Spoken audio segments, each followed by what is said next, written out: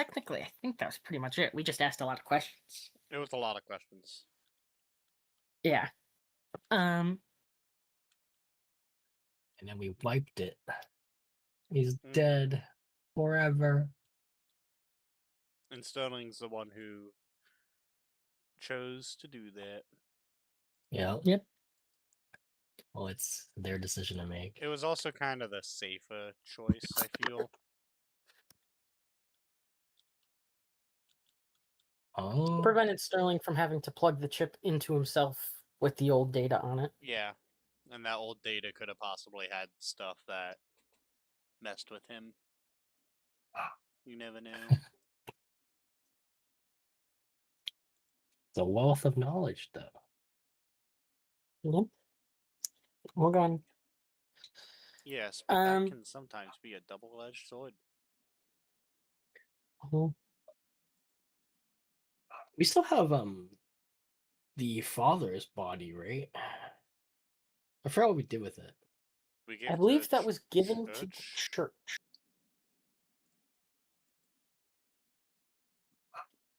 That's what I thought, is that we gave it to the church.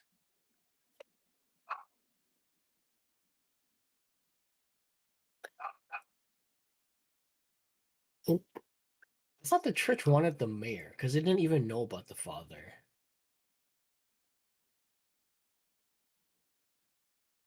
I thought we were supposed to hand over the mayor to the church.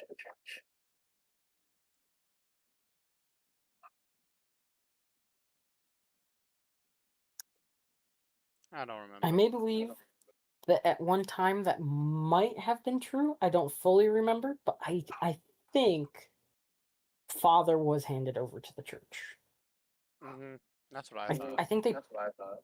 Oh, it's been a minute. I think they found out when they were doing the cleanup. I was like, hey, we should maybe grab that from you. I was like, okay. I think Sterling told them. But anyway, yeah, I think they have the father.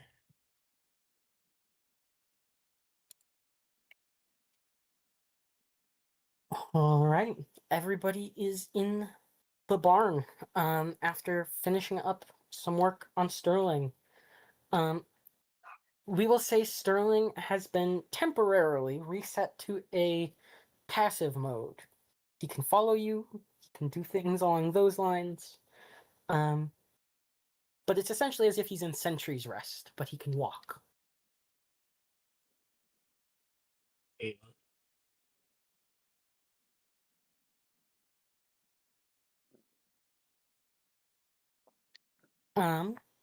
What time is From it? the barn, what do we want to It's do? probably still pretty early, isn't it? Yeah, it's relatively early in the day. Probably around, I believe we had breakfast, so it's around 10 o'clock, 10:30. Do we just head out, or? I mean, I feel like that's a good. I don't have anything else to do unless you guys do. I'm good.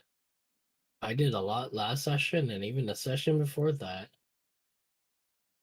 I should probably say bye, but that's about it. And that won't take too long. I guess maybe we can ask them if they know anything about the Ever Twin Temple of Craft. Maybe. Since they're somewhat close-ish.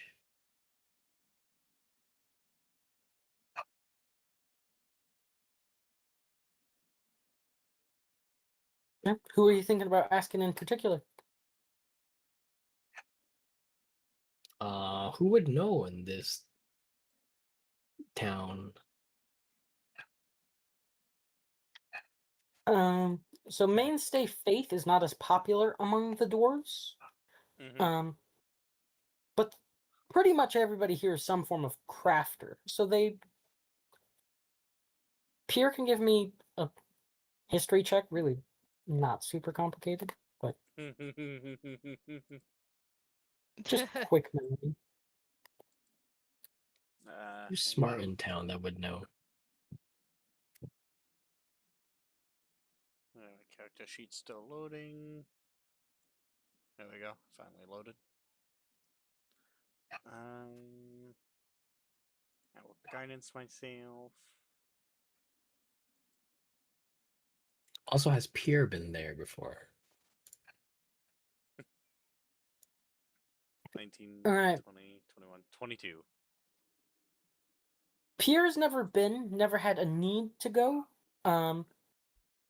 When he was, he has gone north before. It's just that particular location has never been part of his stops. The temple tries its best to annually send somebody through the dwarven colonies to collect information and come back, if not biannually. These people they almost feel like census collectors. They come to people's doors knocking, hey, you guys know a craft, learn anything new? Hey, you got any new techniques? And most people answer. Unless they have something really proprietary that's making them money, there's no harm in sharing the information. Mm-hmm. Generally, the Allforges believe knowledge is better shared. Generally.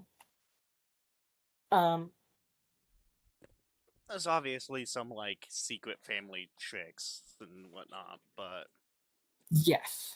There's certain things the family holds on to, and like, of course, personal concepts, things like that, probably don't need to be everywhere. Even early on, once Pierre joined them, Pierre was probably not a secret, but not something that you'd go spouting off about. They're mm-hmm. they're not loose-lipped, to say either. They just understand valuing knowledge. Um,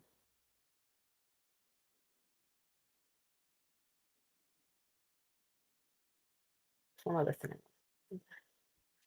Oh, um, the only people that Pierre recalls to have actually gone there, is, let's get this right.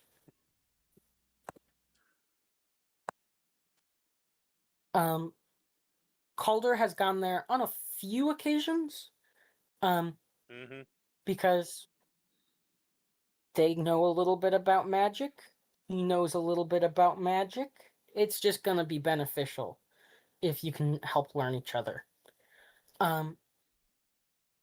For a brief period, there was a small group asking Calder to come and teach a class down there. But it wasn't worth his time for the trip to be away from family and friends, when he could just send a note here or there. The only other person to ever go down there, was just once, uh, Astra's mother, Ira. Ira? I think Yeah, it works. EIRA. Yeah.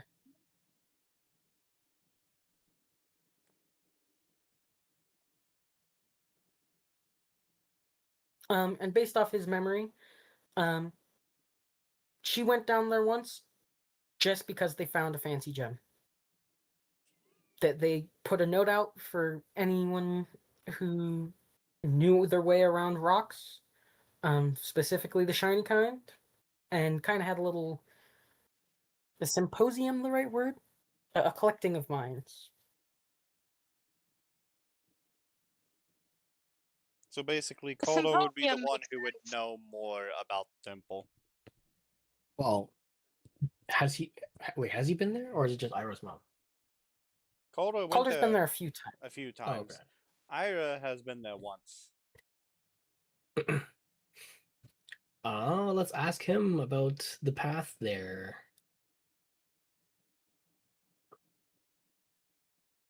He's already there with you, so You ask about the path. He goes,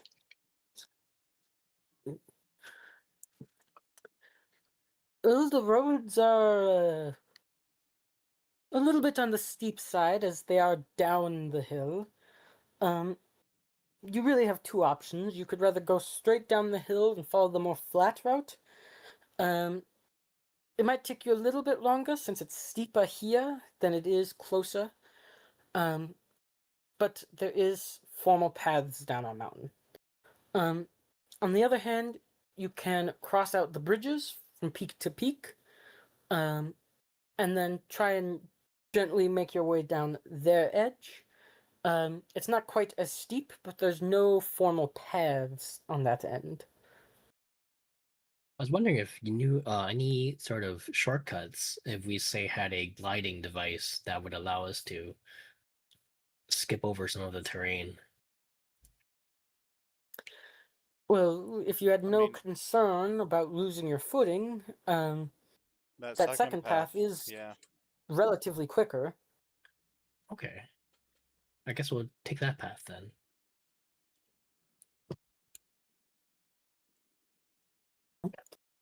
Um, he comes over to whoever has a map open or whatnot. If Probably not, he pulls Pia. one out himself. The Then he guide. comes over to Pierre, and he just kind of draws his finger across the map. It leaves just a faint glow. And he's drawing just the little connective dots on the more local Mm-hmm. ways from peak to peak. Neat. Maybe we can cut some time.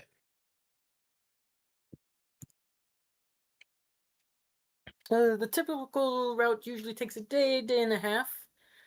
You could get this one done pretty solidly in a day as long as you don't get distracted. We can head out today. It's still morning. Maybe we can get there by the end of the day.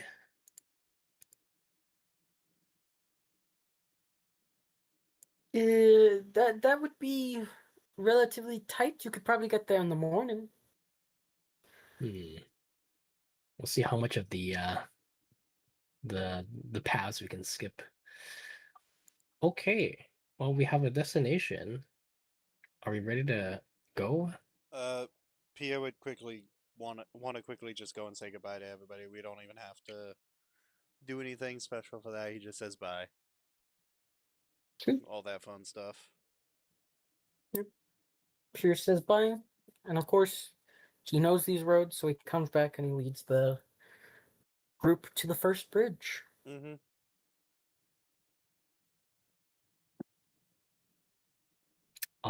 Sorry, remind me for my transformer. Some future potential upgrades is upgrading like the wooden parts to something more durable.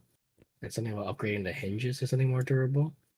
What is the timeline progression for that? The hinges, they'll take just a little bit of time. Probably about 5 days to get a solid design they're confident in.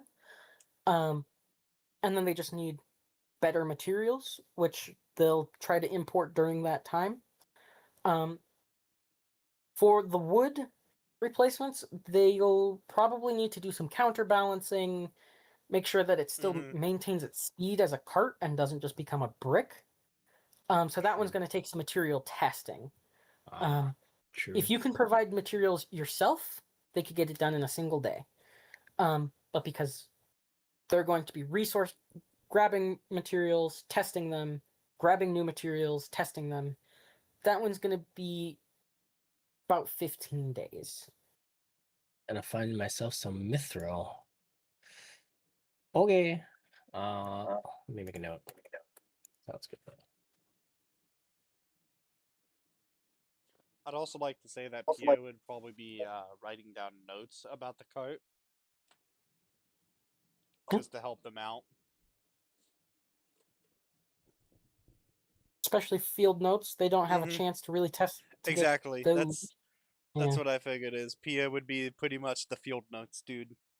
Always writing down like little notes about it, how it performs. Okay. I don't actually know how heavy adamantine is. Because I know it's like in D&D like one of the most durable things, but I don't know how heavy it is. I just know like compared to like say Mithril is known to be light but durable. But anyway, let's head to path number 2, whatever.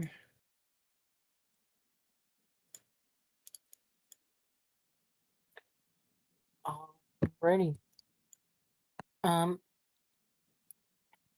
I already go out?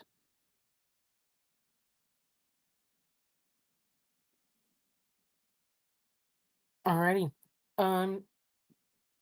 First bridge is actually a more proper stone bridge. This one's been here a while.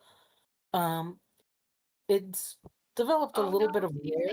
wait, did you say bridge? Oh no! No, not a By bridge! the way, PTSD! Think about adamantine a seems to weigh about the same as steel, I believe. bridge! Okay. Maybe too heavy. No, not a bridge! Anything but a bridge! No! Why, what's wrong with bridges? Those Thursday game. That's a different game. I know. It's a joke. There's 3 The of joke us is who are that part of the Thursday game, so they were making the joke about that. Wait, you're not even in yes, the Thursday game anymore. not anymore. No, I bailed. But it's just funny that I was like, no, not a hmm bridge. No.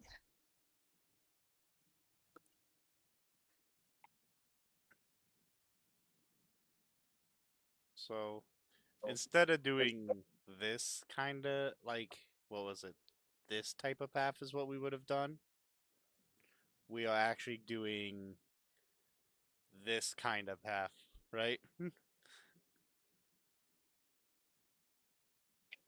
Or something like that.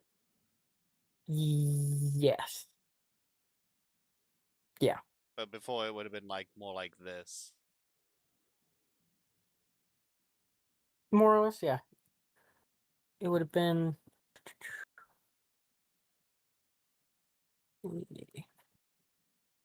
Have to go downhill. Oh, come on. Right click and it locks it. Yeah. I'm using a mouse pad, so right click is less friendly. So it would have been this. Yeah, because you would have had to gone down the hill and Mhm. then out. So you're technically just barely going in the opposite direction And to get then back. we're This way basically you're just just always going in the right doing direction. this. Yep. Okay. Back to the bridge. The bridge has been maintained by the All Forges since it's so close. So besides a rare stone that has gone loose, just because it's a bridge on top of the mountains, natural wear and tear should deteriorate those pretty quickly. It's a pretty sturdy bridge. You'll all get across with pretty simple ease. No real concerns of trouble. Um, the second bridge is there's no community nearby to support this bridge as much. It is another stone bridge, but most of the supportive not walls, maybe walls. The sides. The places where you might be able to rest your hands have mostly fallen Railings. apart. Yeah, the railings. They're made of like rope, or they're actually solid. On the first bridge, solid stone, nice stone. Second bridge, there's some remnants of stone, but besides that, they're mostly gone. It's pretty much an open path. I'm gonna use Pierre's history check from earlier. You do remember from your journeys out this way before, that there is concerns of a dangerous bird in the area. So specifically known to drop rocks on people. So could I get a perception check from the party? Right. I will guidance myself for this.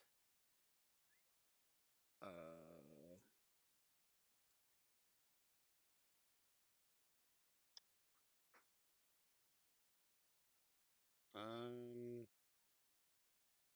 That didn't. Why did? is a 16 enough? Where's Lance? With you, Lance has been with you guys the whole time. Perception. What do you mean, where's Lance? Your perception roll.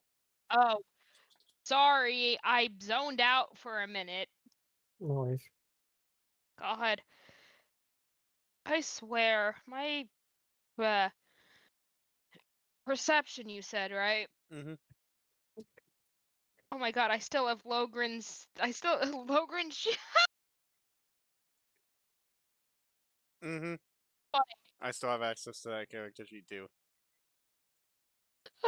Funny. Wow. 15. 2 15s and a 16.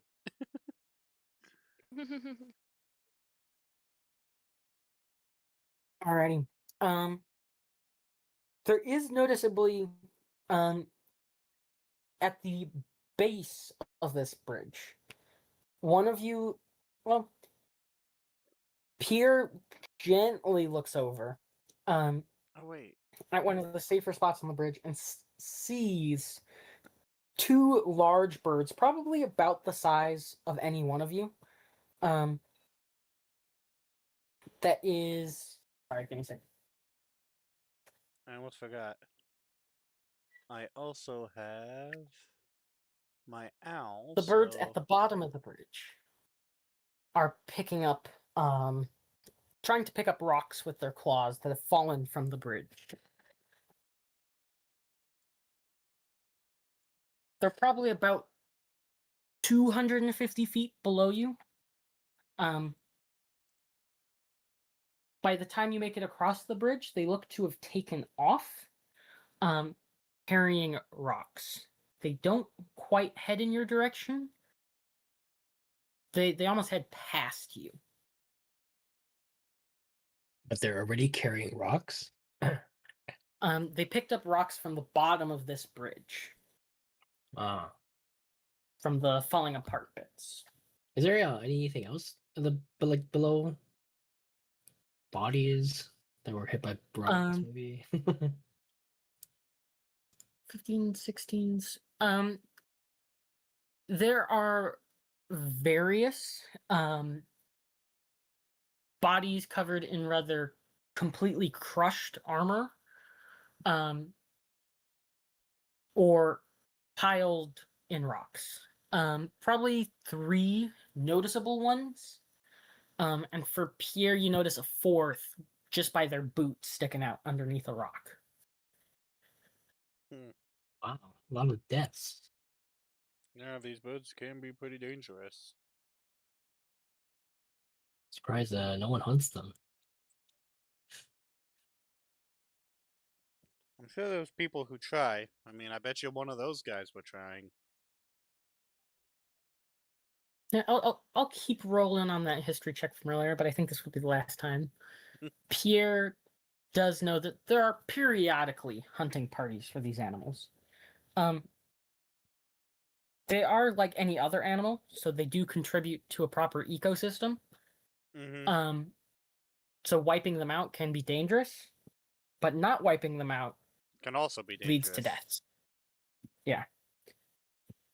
Um, Oh, so there's like a whole bunch of them potentially. They've been. So It's depend- basically what it is they keep them trimmed down to enough to not affect the ecosystem. Depending on the time of year, they can be a little more active. Mm-hmm. Prime hunting season is right at the beginning of fall. About a month or two from current time. I wonder how accurate they are with the rocks. Like sometimes do they miss, and you're just alerted by their rock dropping. I. Has there been any skippable parts yet? Nothing extremely skippable. Just passively. Because you've got Pierre with you, you've already been told to take a different path. You've made a few small skips, things that have saved you maybe an hour. Here or there.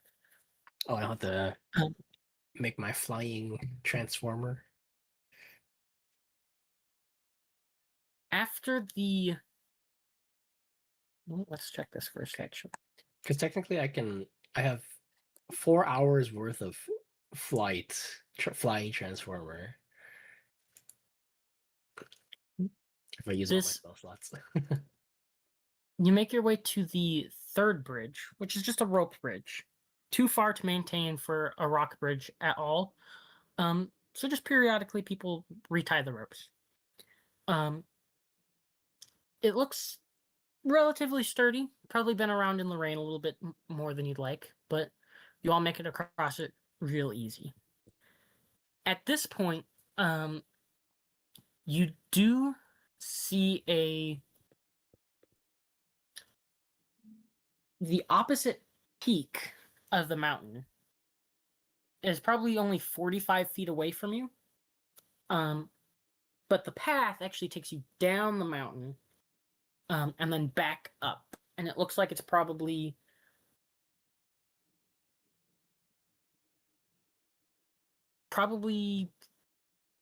800 feet down and then back up.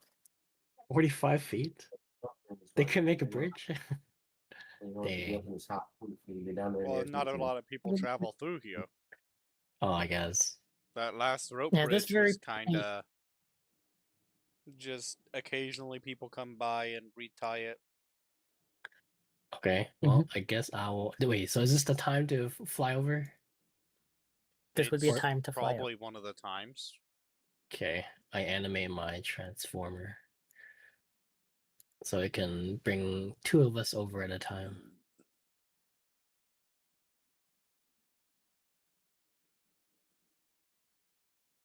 Uh-huh.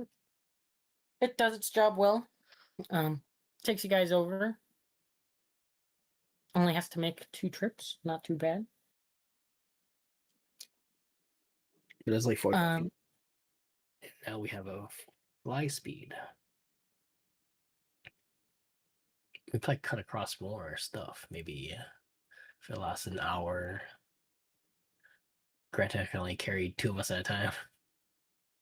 Since you're on the next peak, you To can be actually see the following 2 peaks. These 2, as depicted, are much more frozen than this one and higher. You don't spot any noticeable paths, but there are various caves and flat edges along these places that have been formed by ice and snow.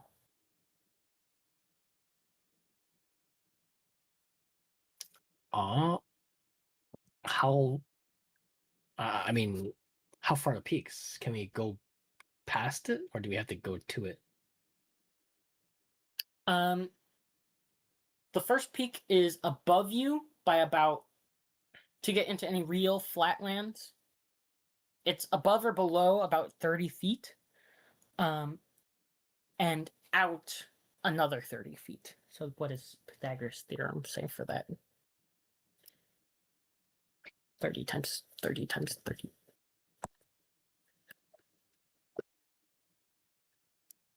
I mean, in D&D, you go 30 feet out and then 30 feet up and you're good. Right? Yeah, that too. Diagonals don't exist. Technically rounded to 45 feet.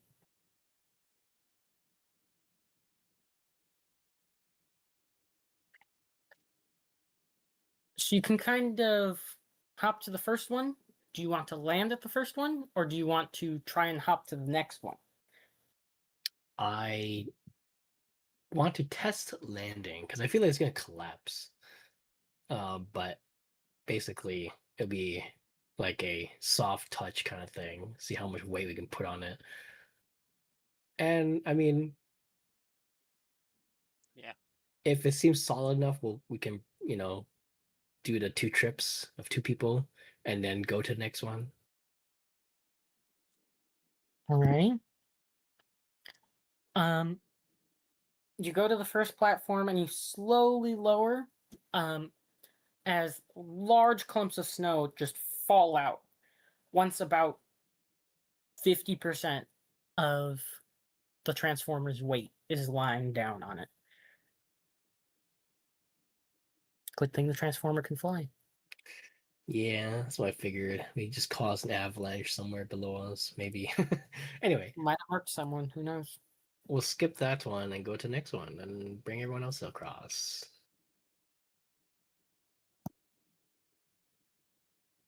All right. This one, you land solid. Transformer feels fine, but the ground it feels loose and shaky just underneath your feet already. You feel, actually, for Setior, you get put down. I'm assuming you're in the first group. Maybe I shouldn't assume that, but I'm doing that anyways. He should You be the get put first down, group. and you fall almost chest high in snow, or shoulder high, almost shoulder high to be specific, chest by chest. Dang. And I sunk. I'm not light enough to be on top. I need snowshoes. I'd assume it was probably Sedio and Lance or Sedio and Sterling. Yeah, that works. Just because it's better to have us with the auras. Mhm. Practically doesn't matter, so we'll just say your companion on the first trip. They're still pretty deep in too. They're just shy of waist high. You're at just the right height right now, where the snow is still soft, but it's starting to freeze over. Oh, I just had a thought. My transformer can grapple now. So it can have 2 people ride it and it can carry 1, right? If it can grapple. My interpretation was it was technically grappling already. Oh, okay.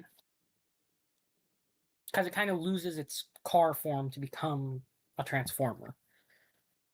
But theoretically,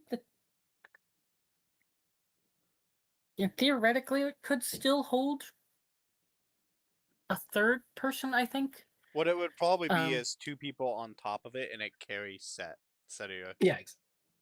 yeah. Or yeah, you can do that. Because Sedio is the lightest one, and I think the arms were a little bit more on the side. So Like, it they don't probably actually have muscles. It's all magic working Mhm. as muscles. So it could theoretically, in my interpretation, I'll say it could hold 2 people and then fit Sedior in the chassis. Maybe not the right word, but it's the one I'm using.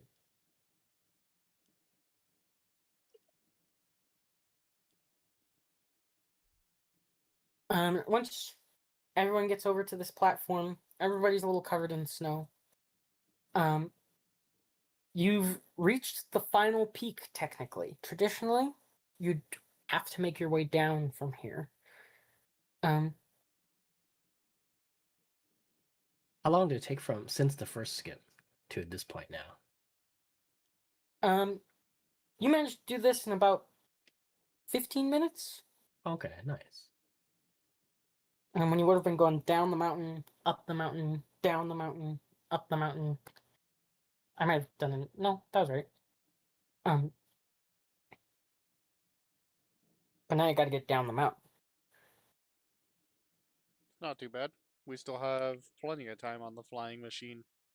And I can do it 3 more times. You've got And I can also roughly cast fly once. And I can cast Featherfall, I think. Yeah, I can cast Featherfall. you've got roughly 2,500 feet to make it down. I think we Safely. can manage that with. I'm pretty sure we can manage that. Hold on, let me do one. Fly lasts for 10 minutes, I think. At 10 minutes, 60 feet, assuming you dash.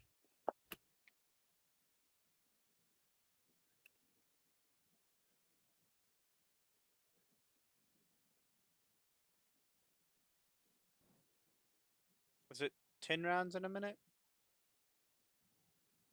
Yep. And each round is 6 seconds? Okay, I can Okay. cover 12,000 feet if you dash.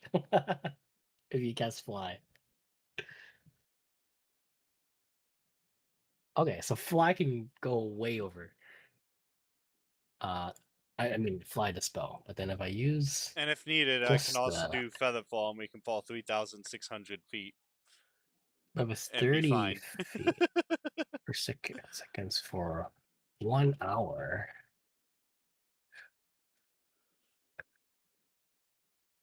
Did you hear what I said as well? Yeah, but feather fall doesn't give you forward motion, it's just down, right? Yeah. It's a creature's rate of descent slows to 60 feet per round. Okay, if I do the 30-foot flight transformer for an hour, it can do 18,000 feet. And we cut that in half because it takes 2 trips. And it's still we can basically skip all of that. Well, actually, can't we Right? put Sterling into the bag of holding and then it only takes 1 trip? We could Could if we? he's okay with going in there. But he's He's in sentry mode, right? So he's fine with it. surely. Okay. Remember, we entered into the town and he was fine with it. That's the method we used to enter into the town, into Sal. Yeah, now You he's used to it, right? Now he's okay with plus he doing it originally anytime. was in the bag, so he's fine. I'm sure it's fine. He has to get used to his new body parts. All right. You make it down the mountain with a little issue. Um, come across, or on your way down, you can see it. It's pretty obvious. It is a large um collection of structures. Think like an open ground college campus. Um, each building has various marble pillars, domes, very Greco. Um, Hmm.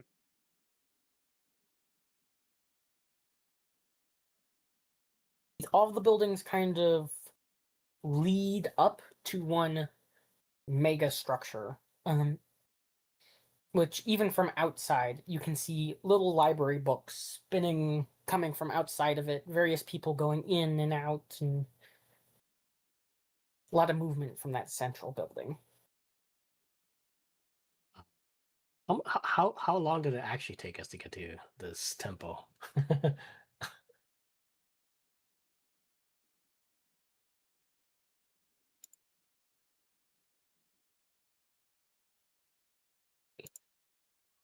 Because he estimated a day, but it turned out to be what, actually? And what time is it right now? Probably came out to be just shy of 16 hours. Oh, wait, we traveled 16 hours to get here? Dang. Yeah. Okay. So how many times did I have to animate my thing? Well, to get to where we actually need to go, though, it wasn't 16 hours of anime. It was probably more like, what, 2? 2? Okay. Yeah, the last bit was pretty quick. The first bridges were just the largest gaps. It just took a Okay. while to get to each of the bridges. And then once we got to the peaks, it was just like a boom, boom, boom, boom, boom. Ah, I see. So it's probably like So, how far have we made it at the current moment? Where are we right now? We are Oh, basically at the temple, right?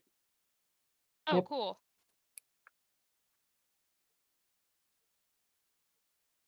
Wait, it's 2 a.m. then. Sounds about right. Okay. It's really late. Okay, gotcha. We should probably camp right near the temple and then go in the morning. Should have took that into account. What I said was accurate. People are still going in and out, but it's not a lot of people. It's like you see maybe like while you're sliding down, maybe 6 people go in, 12 people come out. Yeah, I think we people, should find residents Not a lot. inside this temple. Since we're here. We can try. Is there any like residential area that's around it, or is it just all inside?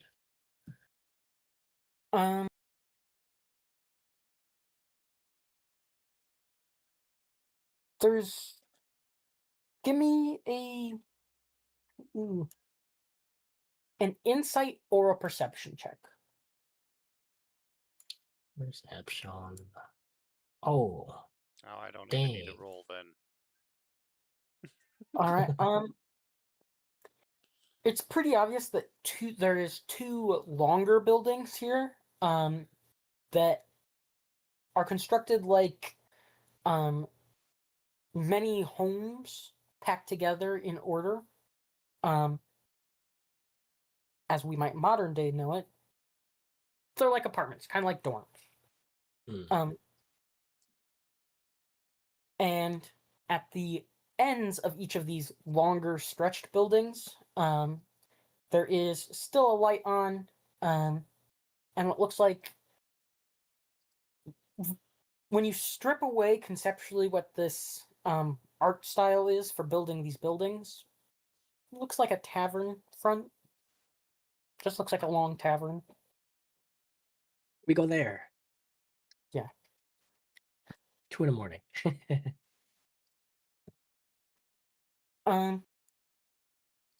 You make your way down. You have to walk a little bit through to get to the first one. Like everything else, very Greco styled. They've got lights on at the front. There is no solid door, but when you walk in, everyone give me a quick Arcana check.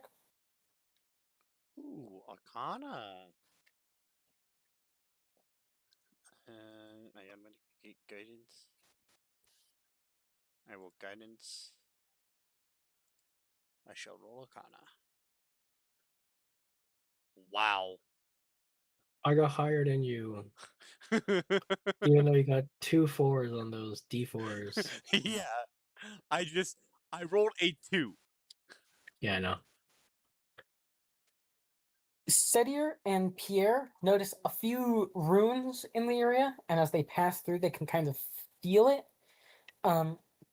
Lance also feels like they're pushing through a bubble. As Setior and Pierre pretty quickly recognize, it's a standard magic gate. It just keeps out certain groups of people. And mosquitoes. And mosquitoes. Because fuck those things. What kind of people? This is some sort of racist barrier? No goblins. No goblins allowed. Particularly like demons and fae. Actually, to add to that, Lance almost feels when they walk through, not just like they're walking through a bubble, more like they're walking through a good foot of just jello. Like you can walk through it. Nothing actually stops you. It's just like thick air. Yeah. And then once you pass through, there's no issue. Okay, that makes sense. Is there so it's not like I feel like I'm not supposed to be here, right? Because of the whole demonic deal thing, right? Actually, that's even double true. I take back the jello. It feels like you're walking through like a serious, like, 3 feet of just deep, knee-height mud pits. And, like, that thick mud, not the super wet walking in a pond, like, clay. Mhm. You push through, but you can almost feel like the border is still gently tugging on you the whole time you're there. Mhm.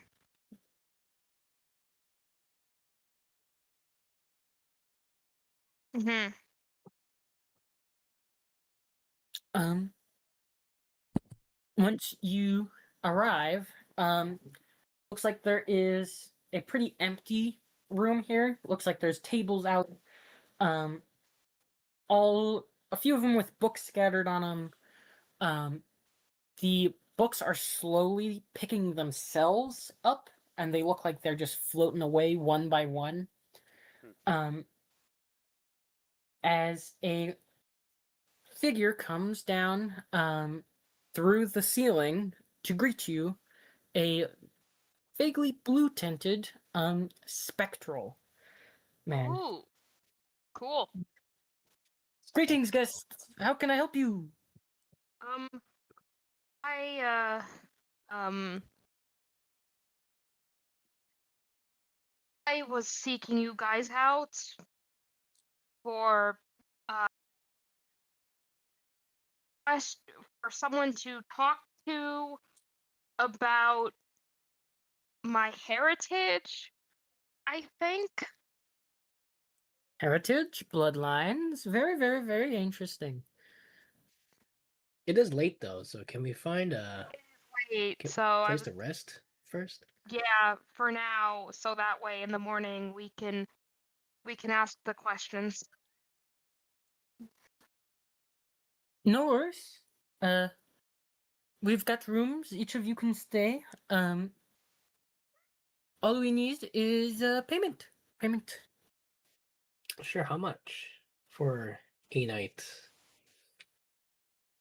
One factor verse. One Ooh, anything in particular?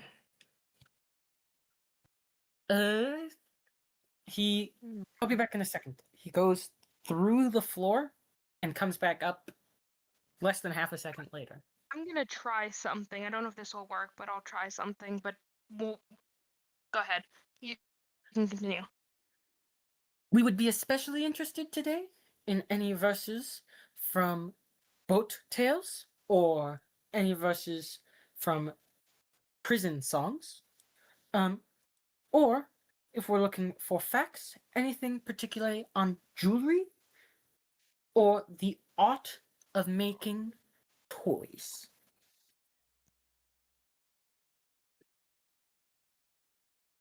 Would I be able to make a check to see if I would know any verses from either of those two books that were mentioned? I make Um, toys? so Prison something? so Boat they'd songs? love information from boat tales, so tales told on boats. Hmm. Um, prison songs, if you have verses from a prison song. Um, anything on jewelry, making jewelry, or anything on making toys, particularly toys. Hmm. Does Lance know any boat tales or prison songs? That is the question. You can Okay. roll me history or performance if you're looking for either of those two. I'll Um, roll performance. Do I know of any toys back where I came from that might be unique to that area? um, you can roll me a history to know if they're unique. Fuck.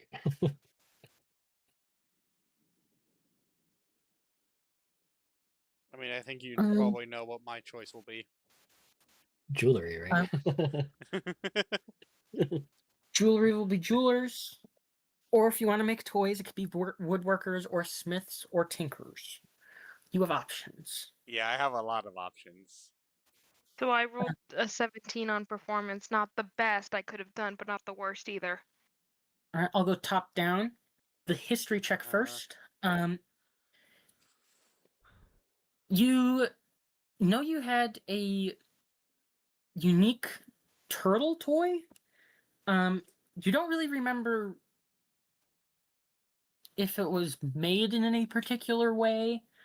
But you don't remember ever seeing anything close to this turtle toy out here. But many children back where you come from had them, said here. I don't know the Um, make of it, you said? Yeah, like you know it was made of wood. You just don't really know how it was made. Um, Okay. and which one were you trying to remember more? For Lance, the boat song or the prison song? The boat. Ooh, I would say the boat song because I don't think anyone in Lance's family would know prison songs. Uh huh. Um, do you know of a brief tale about a sailor trying not to go overboard when hearing the song of a siren? Mm. Uh, By the way, just the thing that I wanted to try, just funnily enough, was above board. I wasn't gonna actually do this, but I was literally going to like as soon as I heard boat songs, I was literally going to out of character start singing a sea shanty. mm-hmm. I'm Uh, not gonna do that, but that was my immediate thought. question for the tool thing. Would I roll it with what would I roll it with? Like intelligence Um, modifiers or do it as a history and then tool of your choice check. Because you're okay. relaying a fact, not actively using the skill. Okay. Okay. For my ability performance of creation, I don't need to know how it's made, but I can still make it. So I'm All gonna right. recreate one. And I'll say, this is a toy from back home. I'm not sure how well known they are in this parts of this area. But you can have this. Granted, it'll fade in about an hour. Is it an hour? Let me check. What does it say? Ooh, that's pretty Um, low for me. for the toy, he kind of whips it up with his hand. His hand goes right through it. But then the toy itself kind of floats up and makes its way to the back. Um, which one Oh, in that's for three particular hours. Okay. I did It's PB. for me. I did for Pierre? Yeah. I did a Smith's tool, and I was planning on effectively telling him about a Beyblade. Giant metal spinning top that All right. you launch with a cord. I'll be honest, for this turtle toy, I was thinking of making it also a fidget spinner. I don't know how big the turtle is, but if you just add like a gyro in the middle or whatever, you can make it a fidget spinner. That's valid. It's a turtle fidget spinner. It is whatever the toy was plus fidget spinner. So I have maybe upgraded it. I don't know. um, for Beyblades, Pierre on a 20, um, you can actually go into pretty decent detail on not only how the ripcord is constructed, because it's probably not made out of a soft plastic, it's probably made out of flexible metal. Yeah. Um, and additionally, a few details on the modularity of the Beyblades, Hmm. how certain pieces were forged, How you maybe can some of the do them interchange them to an extent. perhaps even a little bit into the locking mechanism Hmm. that brings them together. Um, This is Pierre's wheelhouse. He's happy to talk about this stuff. yeah. So so the story about the sailor that I knew about, right? Mhm. Um any more details that I knew? Am I gonna have to, me as the player, actually like tell this guy a story for like 20 minutes? Like, If you would like, you could tell a short couple sentence story about a sailor trying not to go overboard listening to a siren song, or if you don't want to, your character tells them a story just as well. Also, did Uh, Sedior succeed? Sedior did succeed. Okay. I was asking because I have Flash of Genius, so that is helpful to know. we'll just say that Lance tells the guy a story. I do not know any stories about people going overboard, so we'll just say Lance tells them a story and hope that suffices enough, GM. Yeah. Awesome. Sweet. He seems to be writing down notes with his hand on something you can't see. He doesn't look like he's holding a quill, doesn't look like he's holding paper, but he does look like his hand is kind of moving in a writing pattern. And he says, "Thank all three of you." And he waves his hand, and three distinct keys come from the back room. There is what looks like a two silver keys and a gold key. The gold key is passed to Pierre, and the silver key is passed to the other two. Interesting. I wonder why Pierre got the golden key. He Cool. liked the Beyblade more than the fidget spinner. And more than my story. Okay. I could have sung a sea shanty for him, but I don't know if he would have liked that more. Wait, So for the Well, Beyblade, did you create? No, you just gave him designs. What'd you do? Pia would have told him how it was made and showed him like different sketches and designs. And Ah. technically, I could also kind of create it to an extent. Not quite the same way that you can. I mean, I But- created an actual one. Granted, it only lasts 3 hours, but it's an actual one. I guess they had to study it for the design, so Mhm. maybe it's helpful just to the blueprints. And that's why me showing him literally the designs of them and all that's probably more helpful. And I'm sure Pierre has had to make them before and has made them for himself. Essentially, because Sedier's only lasts a few hours, they don't know exactly how much detail they're going to get out of it. It could be gold key quality material, but because it's uncertain, it's silver key material. They gotta reverse engineer it. Pierre's Make was another one. just enough to be gold key material. Just enough. I want to see the difference in room quality. I'm curious too. I want to see both.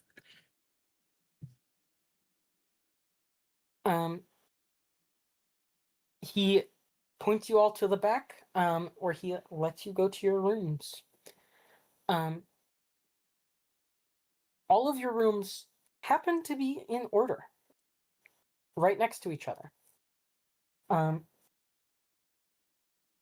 The first two rooms, the silver key rooms, are identical, and they are nice rooms. The beds are made. They look to have a decently soft fabric. There is a quality nightstand. Looks like the drawers come out enough room that you could fit dozens of outfits. There's no mirror on the nightstand, but it does have two candle holders. Across the room is a desk with a thin, I don't want to say thin, with a stack of paper, probably about an inch thick. And a quill ready for anyone to use. Inside that desk, the drawers open, and there's a few miscellaneous crafting tools, as well as instruments. Dang. Hmm. Good. Are there actual candles or is it just candle holders? Oh, there are candles in the candle Okay, holders. okay, gotcha. No. Well, you thought they were Darkness for candle you. holders without candles. Well, I don't know. I thought it was possible, but I thought like also he said like there's paper and stuff like that's not normal for a room. But I'm like, oh, we are in a temple of knowledge essentially, so that is normal for them. Music and craft, yeah. And part of a craft would So be drawing, sketching, yeah, writing music. I mean, considering the method of payment we gave them, this is the norm. Mm-hmm. Very Curious what the interesting. fancy looks like. Now, noticeably, these silver rooms, were good size rooms. Probably 15 by 15. Um, Yeah, that's enough pretty that good you could size. move around without any issue. And store all of your stuff nicely. You open the gold room, and it is just noticeably larger. It's 25 by 25. Um, the bed is a little bit bigger, and it has, I don't, what is it called? The topper bit that has lace coming down, Oh, like a curtain. Oh, around the bed, you mean? Yeah. it's not Ah, cast. I know the name. I'm forgetting it though. Um, the sheets seem nicer. Like they're not silk or anything, but they have a slightly higher thread count. the canopy curtain. Canopy, yeah. I knew Canopy it was curtain. a CA. I just didn't remember what exactly it was. This room has a wardrobe with a mirror. The wardrobe has a few more drawers than the other one did. And it's roughly the same amount of clothes per drawer. But there's just more that can fit in here. Um, looks like there is a little closeted off space that has looks like a workbench full of tools. Even what looks like a really tiny forge.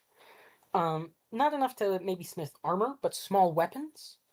No toys. And other trinkets. It's currently off, but it looks like there's coals that could heat it.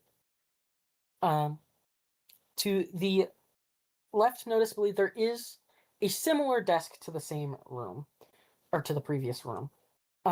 Inside the drawer, instead of there's no musical instruments, only crafting tools, as well as noticeably some stray material, just little bits of steel, wood stored in these drawers. Not enough for full making, but enough for tinkering with.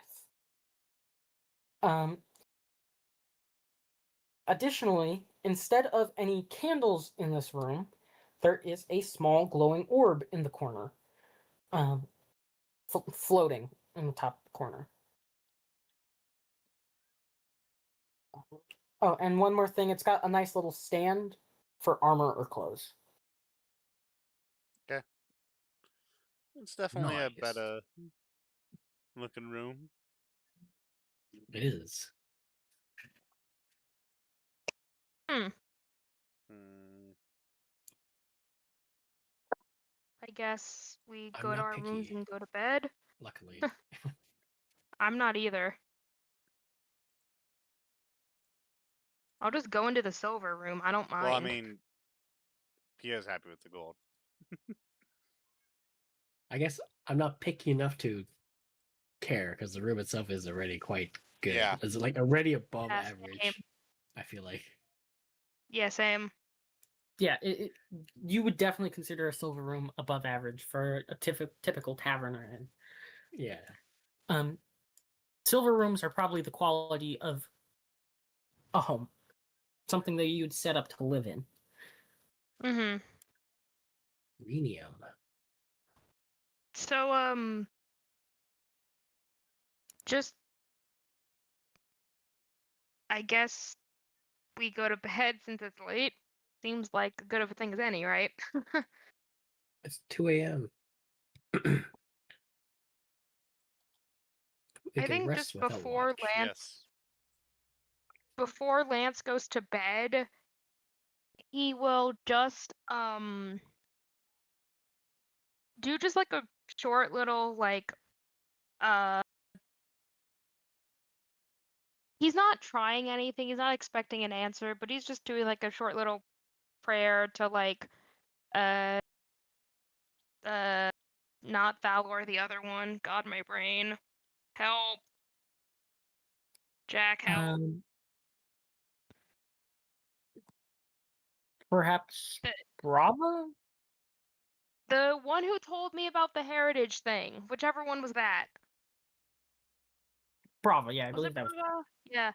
So just do like a quick little thing like like thank you for your information, for the enlightenment that you bestowed upon me. I hope that here in one of your temples I can understand more of what you meant by that. And then goes to sleep. Awesome. I recommend you think of stuff you want to learn from this place. Yep. Think of some questions to ask them. Yep. All right. Everyone wakes up. With no issues. It's a nice protected place. I will offer it. Does anyone want to take downtime? I do. I guess we only have Yes. one chance for it. I want to practice my saving throw. Can I do that? Yeah.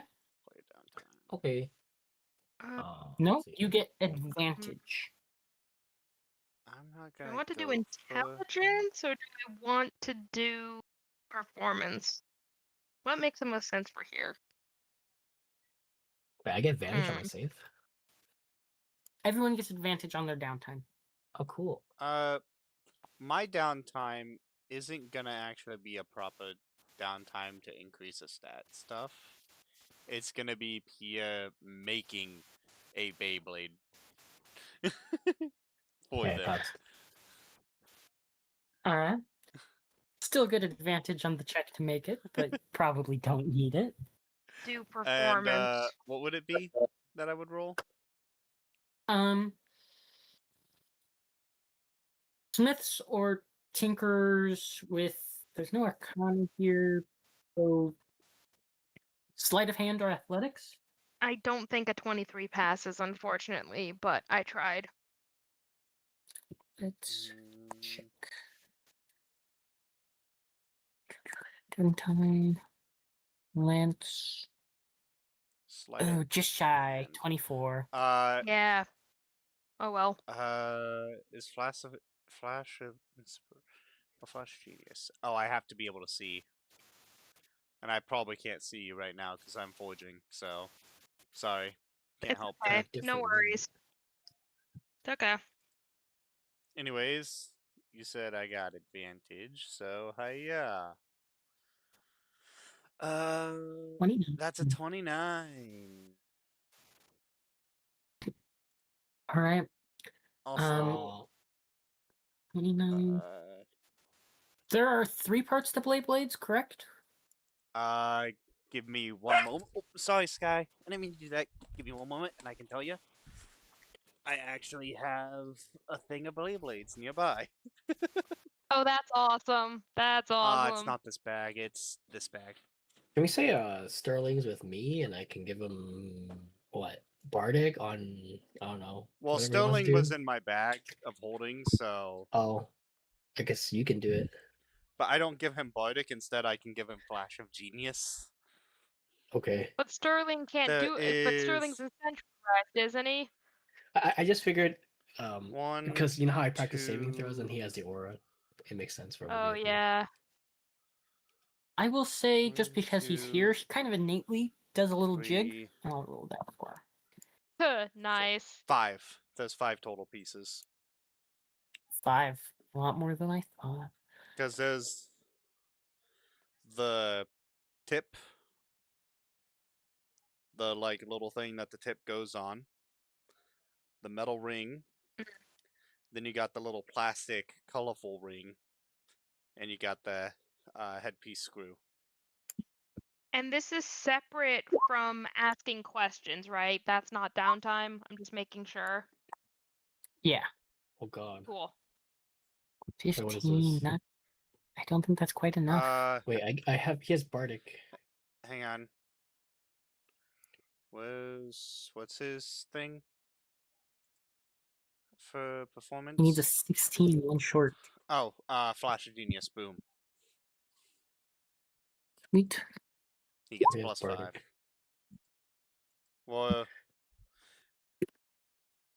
is he in the room with Oh, you, or is he in the room with me?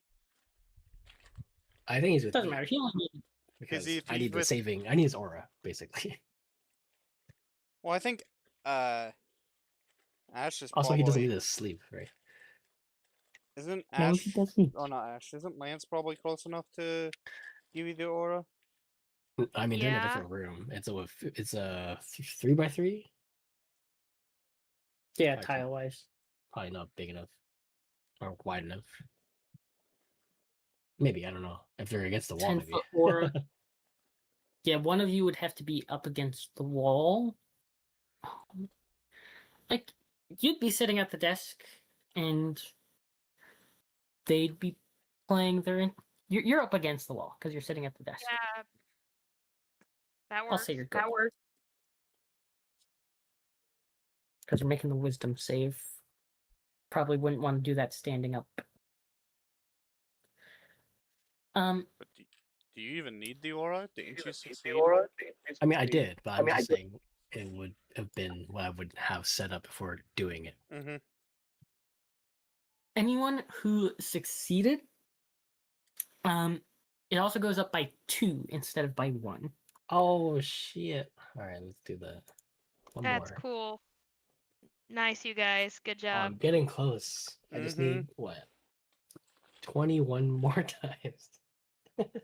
We're getting there.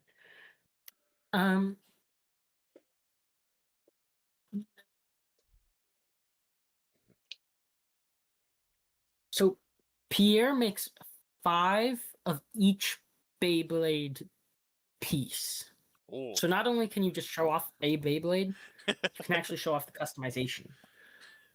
nice. Nice. And of course, you make Well, you Realistically, make 2 ripcord kits. realistically, there's only necessity for 4 of each piece, or 4 different pieces, because the face bolt doesn't really matter it being the same or different thing. That's just like a, hey, look, this one has a cool fish symbol. This one has a cool lion. That's about the main difference between the face bolt pieces. Alright, then we'll say you made 6. Because it's 2 points for each bolt. So you made 6 customization options, 2 bolts, and 2 ripcords. Mm-hmm.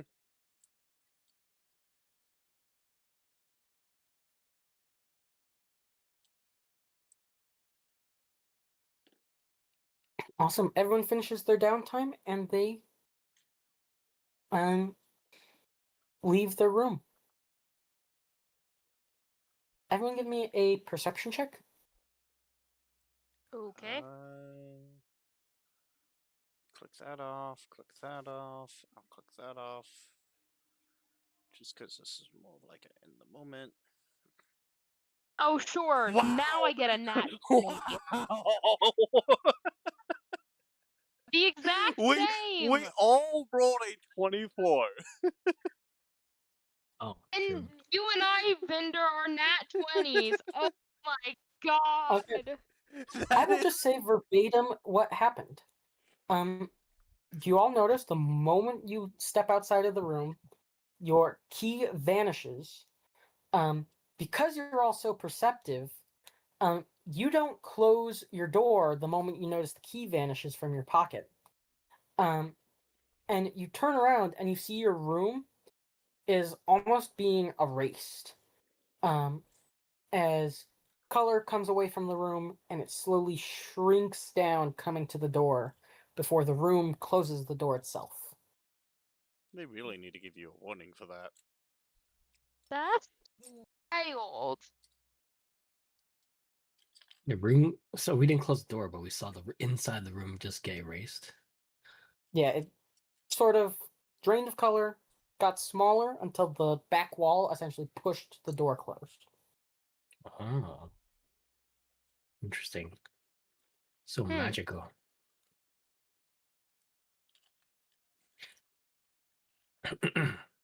Well, no, we gotta find the guy. Maybe we leave this residential area and go inside the actual temple. Go back to where we met him the first time. Yeah. What if they're just like the dorm person? Well, I would say go to the temple proper, because I assume that's Yeah, that where works. I would get my answers from, That and maybe you too. too, Steadier. Yeah, for sure.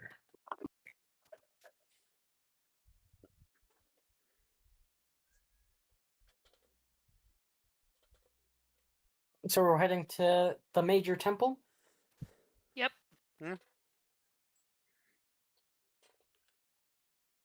Alrighty. You make your way outside. There's a pretty close door, just leading outside. Um,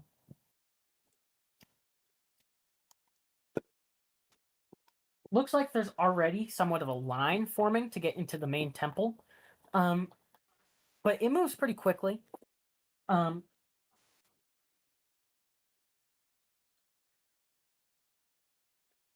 After about 5 minutes waiting in line, you make your way in, and it is a massive library. Shelves, they go all the way up to the ceiling, which is almost 1,000 feet high, half what the mountain was. And it looks like the library goes underground as well. And underground, it looks like it splits off into more expansion besides what the building holds. Various books are flying in between.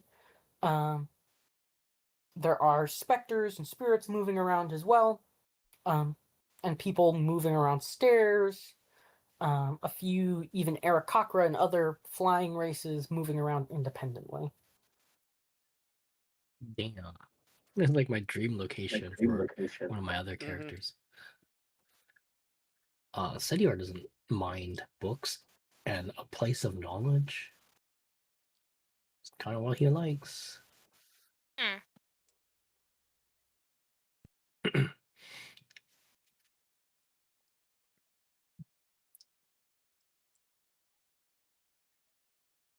I want to search for a, what do you call it?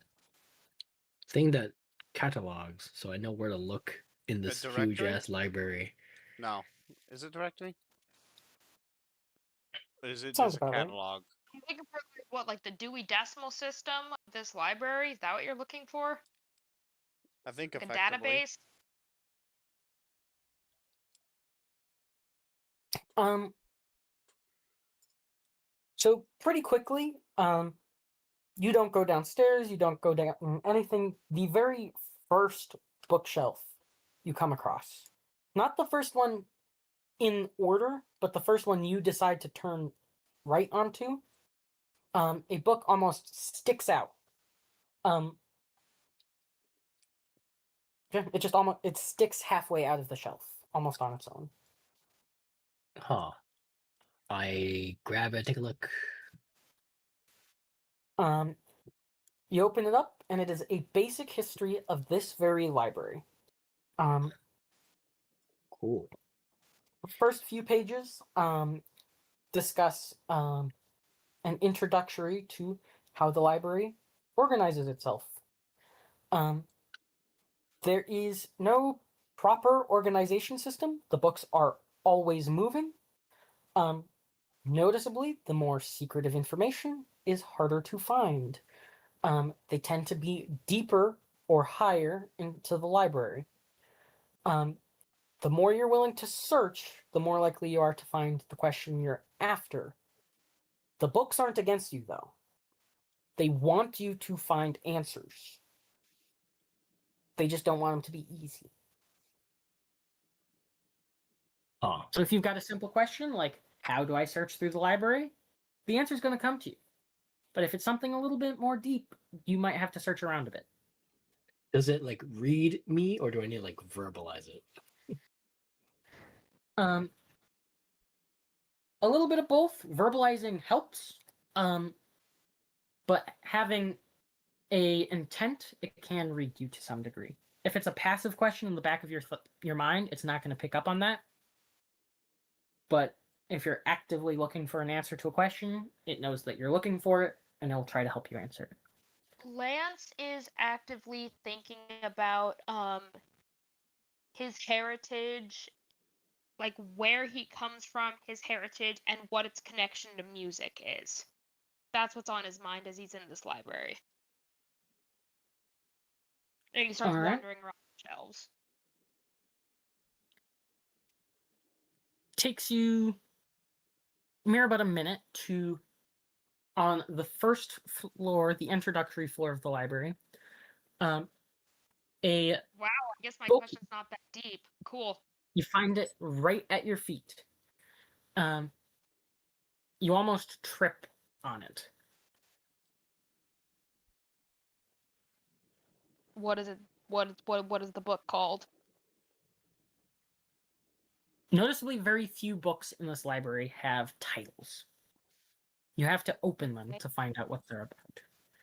I will take the book and walk back to the others, and then I'll open it next to them. All right. You open the book. It is a rudimentary book on genealogy, and cosmic genealogy. The beginning pages are just very similar to modern science. Talks about genes being crossed. Gets into some of that high school biology. Yeah, are not answering Lance's question. Okay. As you get to the end, it discusses cosmic genealogy.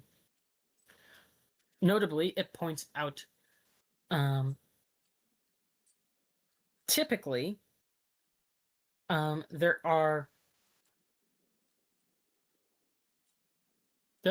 there's various types of cosmic genealogy. The two primary types are divine and defiled. Divine is going to be part angel, something from the upper planes. Defiled is going to be something more demonic.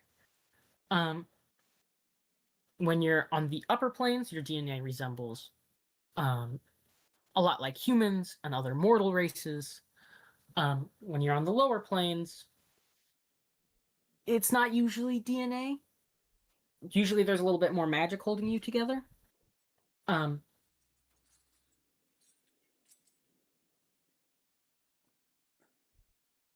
It then discusses a brief blurb, seems unimportant to you, on cross races. So human fae, human angel, whatever. It's not even a full sentence before it gets to portal travel and how that affects genealogy. It is almost a whole chapter on how animals from other dimensions or creatures or whatever make their way to the mortal realms and how they are affected by the natural world. And most of them they become more brightly colored. They tend to blend in less. Things along those lines. To be clear, the book doesn't give a great answer to your question, as you're on the first floor. It does give I you gotta an go answer, deeper. but it's not a good answer. I gotta go deeper. I look to the group and I'm like, I need to go deeper. I didn't get the answer I was looking for here. Do I know about? Is it like hard to go deeper, or ways to go deeper? Like, what's that like? So there are just staircases that take you deeper. But there is plenty of people on these staircases. The deeper you want to go, the longer it takes. Why is it just an issue of people being in the way, or Yeah, And they some fly people over manage them. to avoid. There are like aircockers currently flying over them. They are escaping much of that problem. Question. Would I be able to... Okay, so I'm going to ask a different question to see if the library can pinpoint this for me. Lance is going to start thinking, I wonder how much deeper I have to go to find my answer.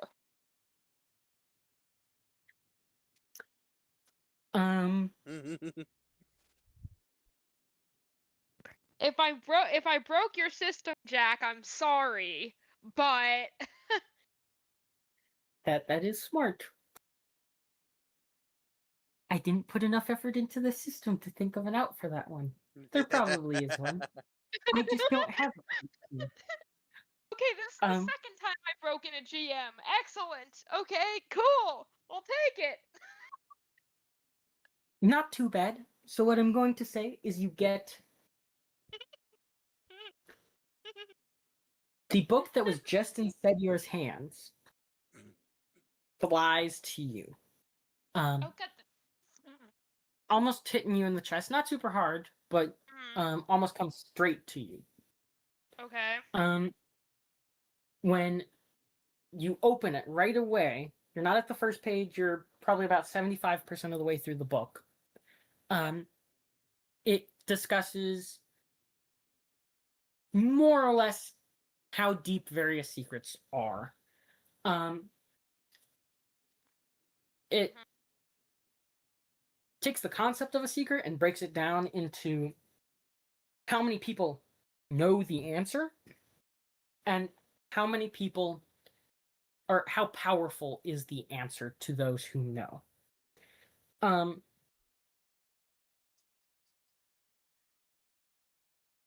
In this one, it talks about personal secrets, things that very few people know. You're probably going to have to go down at least 100 floors. When it talks about family secrets, secrets that few people in a bloodline or a small community might know, you're probably going to have to go down about 50 floors. When you're talking secrets that are involving larger communities or even geographical populations, you might only have to go down 25. And it goes into a little bit more detail on some of the higher floors you're at.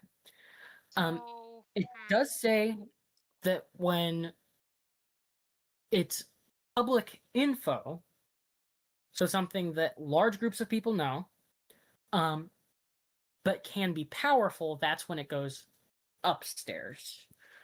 Powerful information that just so happens a lot of people know. Do we... Okay. I'm gonna look to Senior. I'm gonna say, I need to get down at least 50 floors, maybe 100. Is there any way that you can get us down there quick? Yeah. You might not be able to come back right away. That's fine.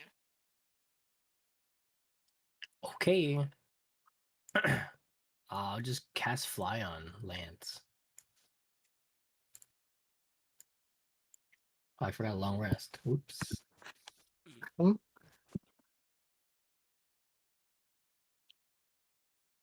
Does Fly set their fly speed, or does it 60 give it feet. to them equal to It's their 60 for 10 minutes. Huh?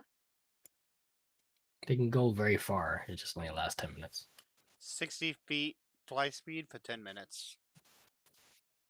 You'd probably be So- faster than the area Krokra.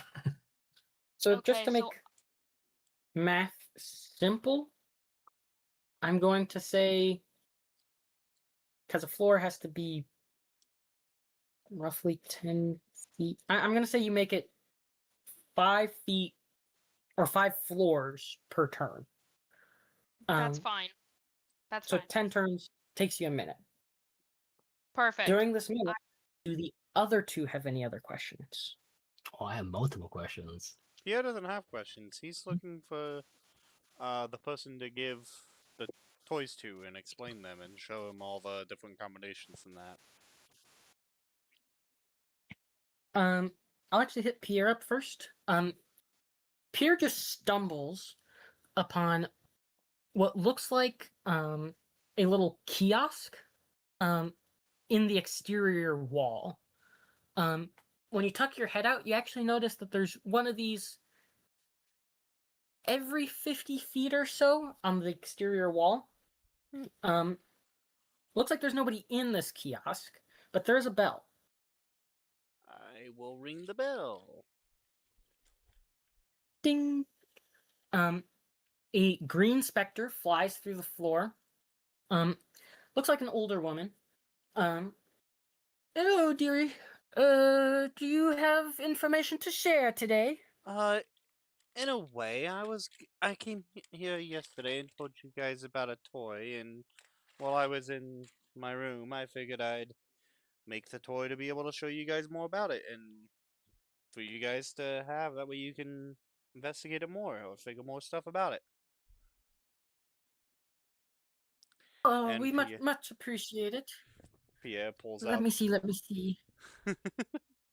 Pierre pulls them out and starts showing Awesome. everything about it. How you can put different pieces with one another, what they all have like different types.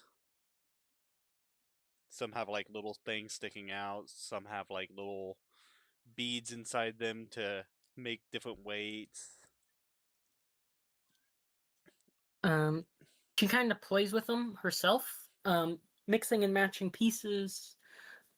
Eventually, even pulling the ripcord with one of them as it spins, not on the counter, but actually through the air. She collects it up, pulls out a notebook, and says, "If you would be so kind, if you don't have notes already, would you record some in here for me?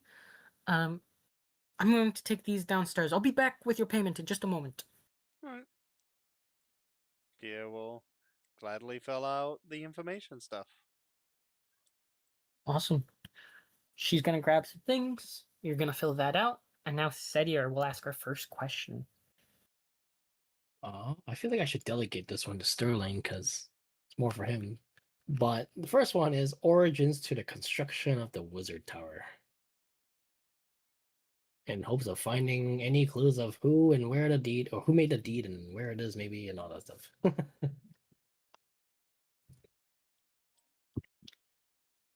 Alrighty.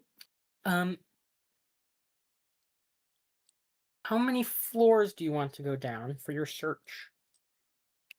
As many as it takes, because I can also fly if I just animate my thing, and it lasts even longer. Uh-huh. The other question is, How up or many? down?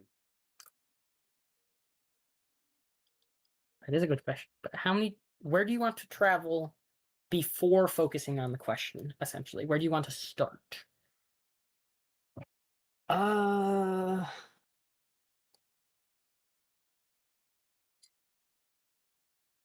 could be regarding nobles, because this is the original thing. So wherever would have information on nobles of the land, specifically here, I guess. We are in, forgot what the name of this province, nation area. We'll say you go down 10 floors. Nothing too crazy. Just kind of swoop yourself in. You find a book. This one seems almost like it is stuck in the shelf. You try to pull on it, but it's almost as if somebody is pulling back. You manage to tear it loose from the shelf. When you open it up, it is a collection of nobles and landowners in the area of all of Tel. So the whole nation. You make your way through, looking for towers, other things along those lines, in which you do eventually come across a section for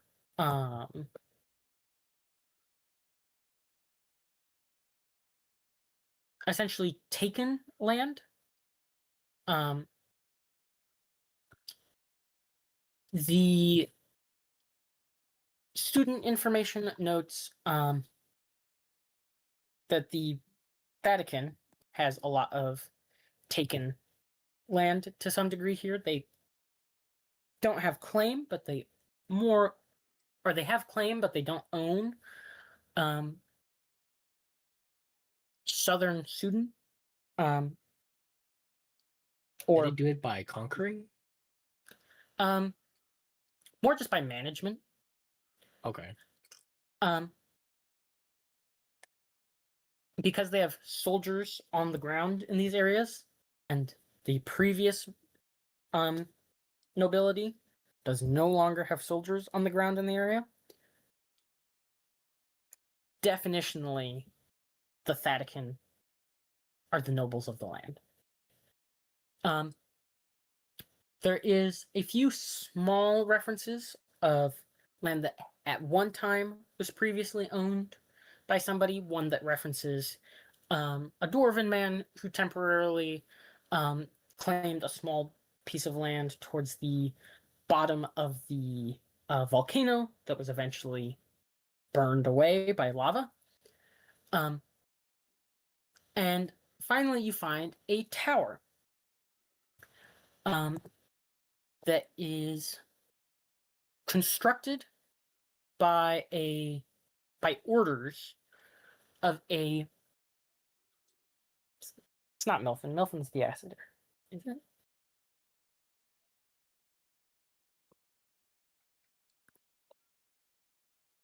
I don't think that was the person's name.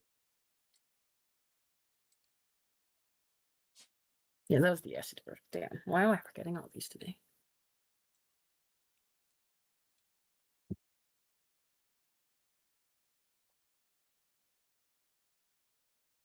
Wellam, the father's name? I believe it was Melfin. Is that right? Whose name are you looking for? The father? What is the name on the goop? Milfin's Harness Soul Essence? Yeah, Milfin's. Because we have a name for the father. It goes by Wellam. Yep. Milfin ordered the construction of a tower. The tower was illegal land. Some soldiers at the time, originally, they were student soldiers from House Valen? No, House Dooley. House Dooley. Soldiers of House Dooley, or more particularly mercenaries for House Dooley, were sent to cease the production, but they were all found dead. So by de facto, the land is conquered land.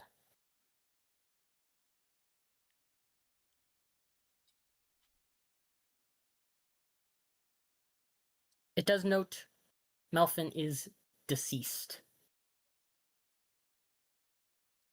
And Milfin was the one who ordered the construction of it, was it? Construction of the tower. Yep.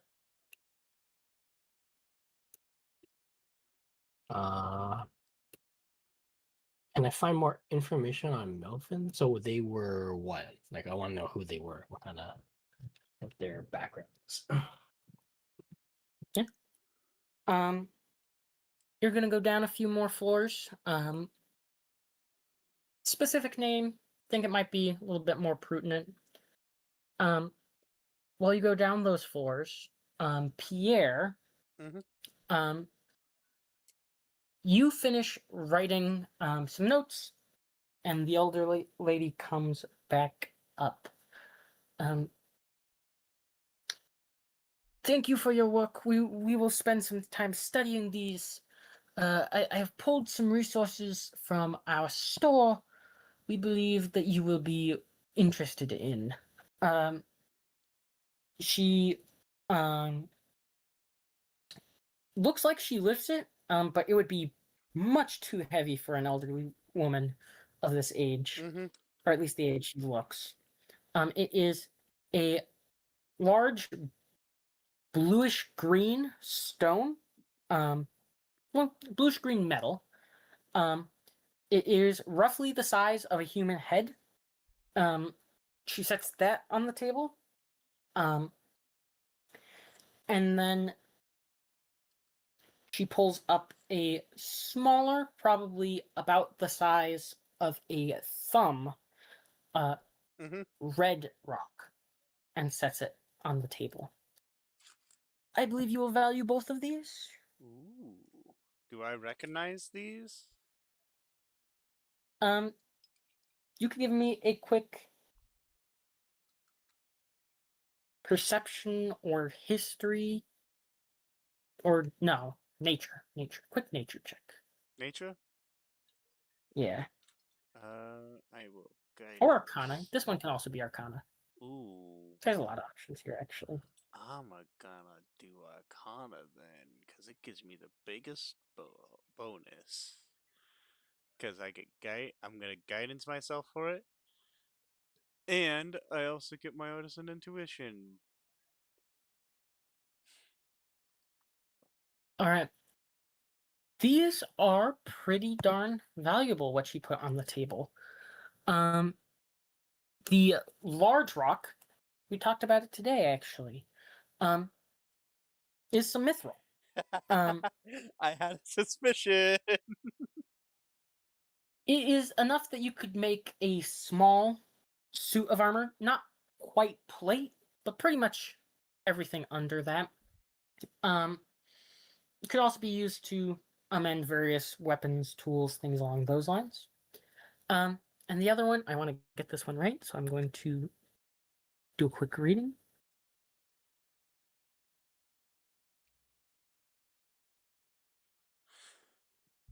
I'm assuming it's probably part of that A, special one.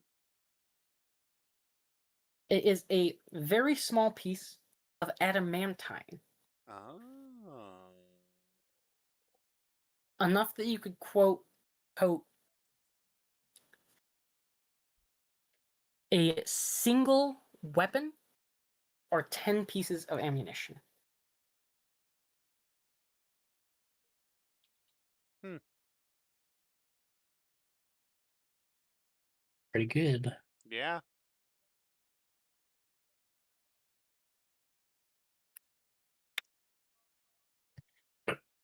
This is based off of what we already know about you. We assumed this would be very useful. We know you'll put it to good work. We appreciate the knowledge Mm-hmm. and information you provide. Uh, Hope you understand this is maybe a little extra than what we'd normally give out, but because this is something we are particularly looking for, and we'd hope to perhaps see you come back with more information at some point. Of Uh, course. we're giving you just a little bit extra. I appreciate it. I'm always happy to, you know, share stuff, share information, share stuff about the craft.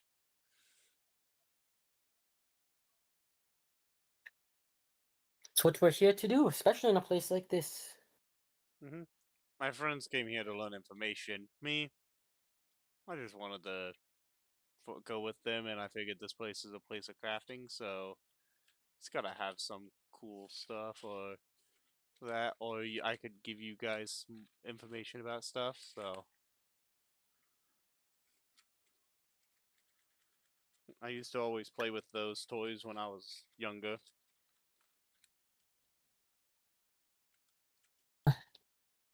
definitely something we'll try to share with the youth, especially the stronger in mind. Takes a little bit more to process some of these mixing and matching, being willing to express trial and error. Mm-hmm. Um, Because any young sometimes passing the through here will matching likely just enjoy doesn't it. work. Yes. Um, after that, she thanks you. You have a few new things to your collection and lets you on your way. Back to Sedior. Um, you after a few floors down, you find a book on various wizards and their secretive activities. Um, you flip through, and you find a wizard who, in his name category, one of the names is Melfin. He has roughly a dozen different names in that list. One of those names is damn, you just said it. Willem? Yeah, Willem. Okay. This man was very secretive. Um, he was a conspiracy theorist, according to the book, believing that there was some disease going about, and he spent his whole life trying to prevent his death.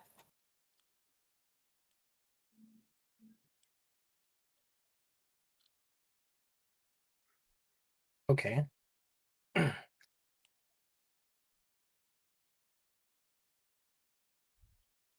Was there anything Uh, else particular on this question you were looking for?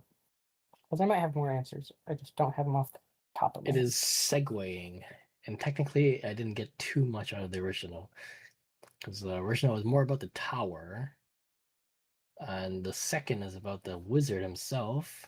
And then the next question, now it segues, is Soul Plague. What is Soul Plague? How does one get it? What can be done about it? I'll say in the book you already have open. It goes a little bit more in detail in his quote unquote conspiracy. Um, the book claims that he believed that there was a soul plague, that somehow people's souls were being, by various churches, were being bound to a location. Um, and in doing so, um, your soul rotted. But instead of becoming a proper demon, because you still had a physical manifestation, um, you were essentially just permanently tortured um, as you rotted away into some form of undead. Um,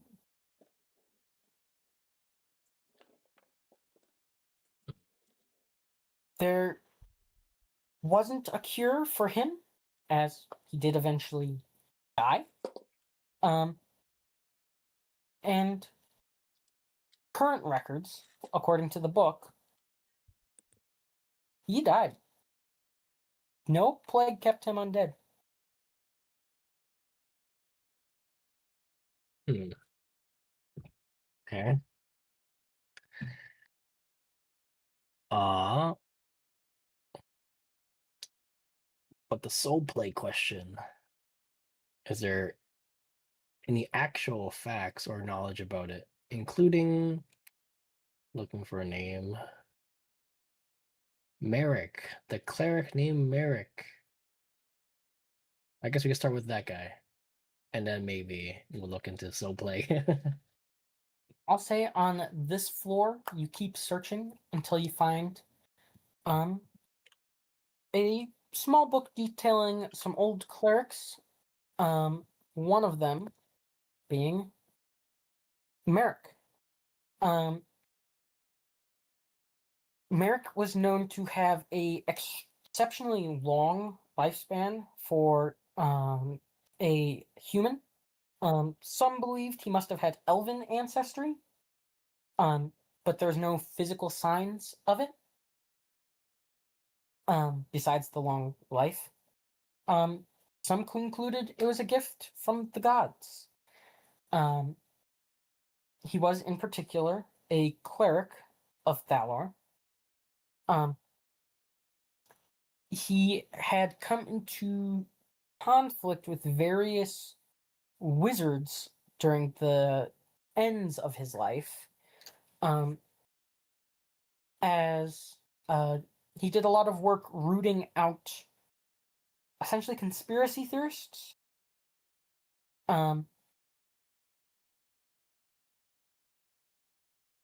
Does claim that one of the reasons why people were pretty certain he didn't have elven heritage is into his old age, or to be specific, he lived for 400 years.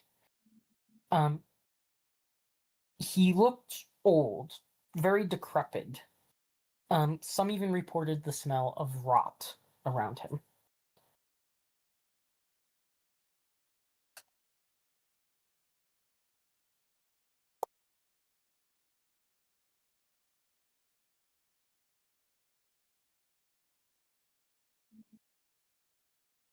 Okay.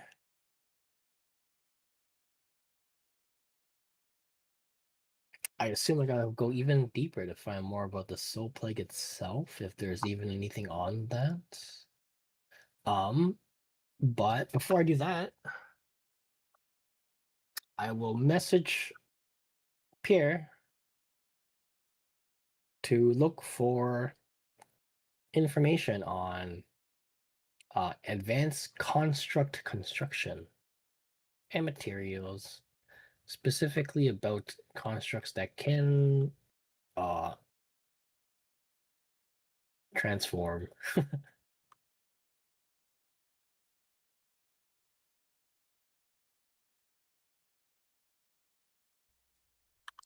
Aren't you I much believe Pierre deeper than me? can mess it up, right? Aren't you technically much deeper than me, so it'd be easier for you to find this information?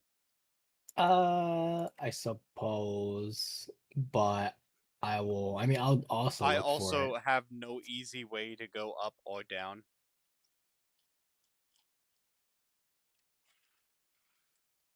Ah,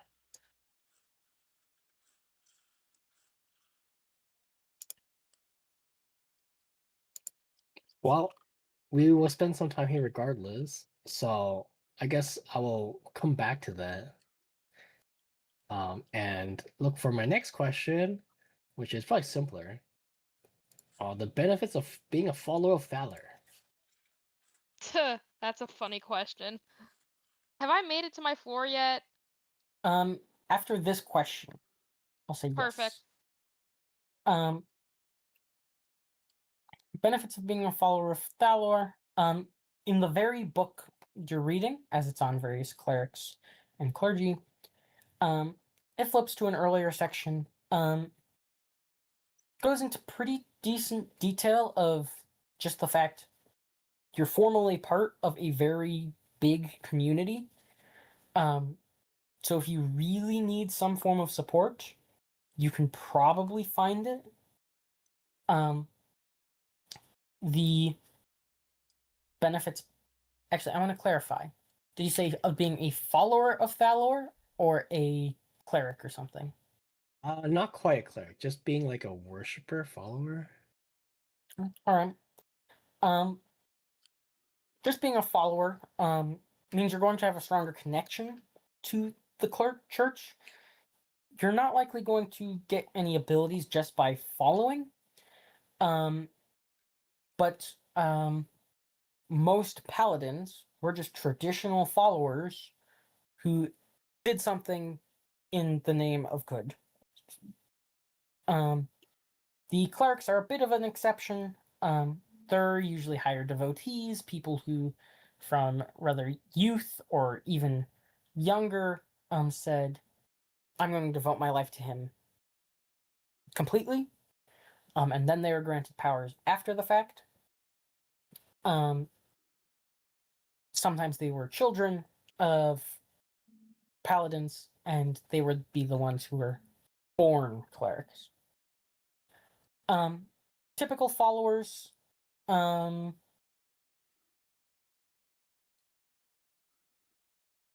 pretty much get the benefits of any other god. Rarely you might get an answer to your prayer. Thalor is one of the more active gods. They're usually very reluctant. He's known as I believe, one of two to have ever had a physical form.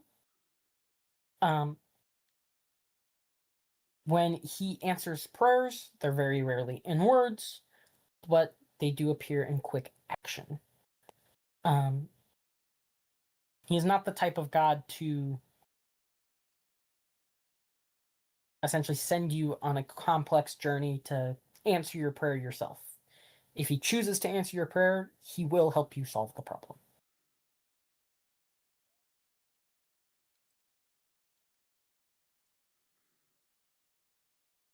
Was there any more detail on that you wanted? Anything in particular? I think that's good enough. Then back to Lance. Took you a little bit. You made your way down. Let's clarify the verbiage of your question so that I can be Okay. specific in my answer. Okay. So now I have to be specific with my give me a second. I have to think about how I want to phrase this so I can get the right answer that I'm looking for. Oh God. This is hard for me because I struggle with being specific with these things. I'm not gonna be like an evil genie. I want to know what you're actually asking. So Lance wants to know his heritage,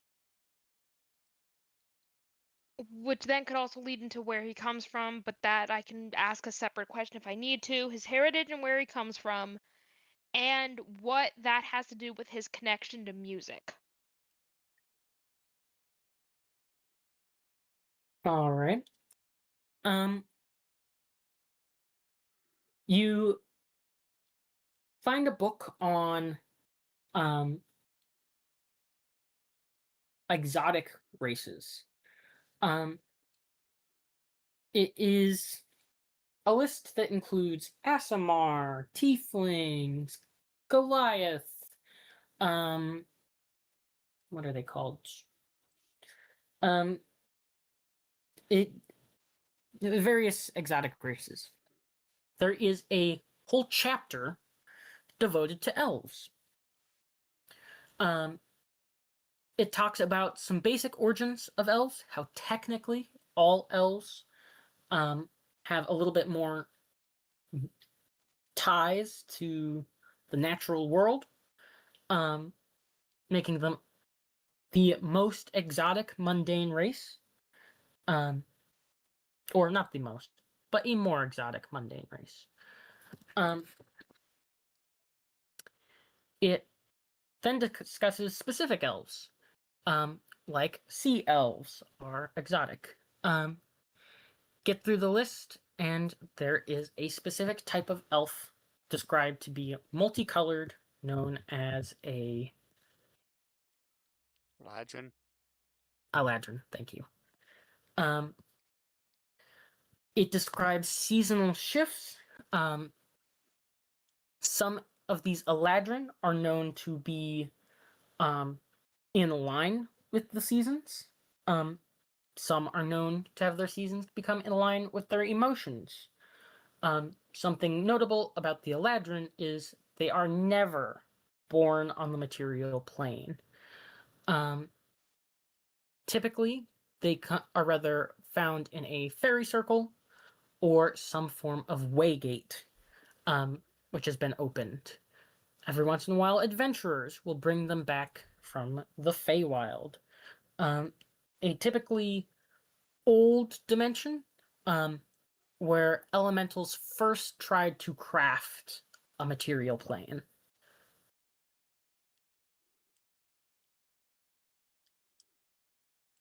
Okay. Of course, this leads now to more questions. Hmm? Okay. Because the music question wasn't answered. Fine. I'll get to that later.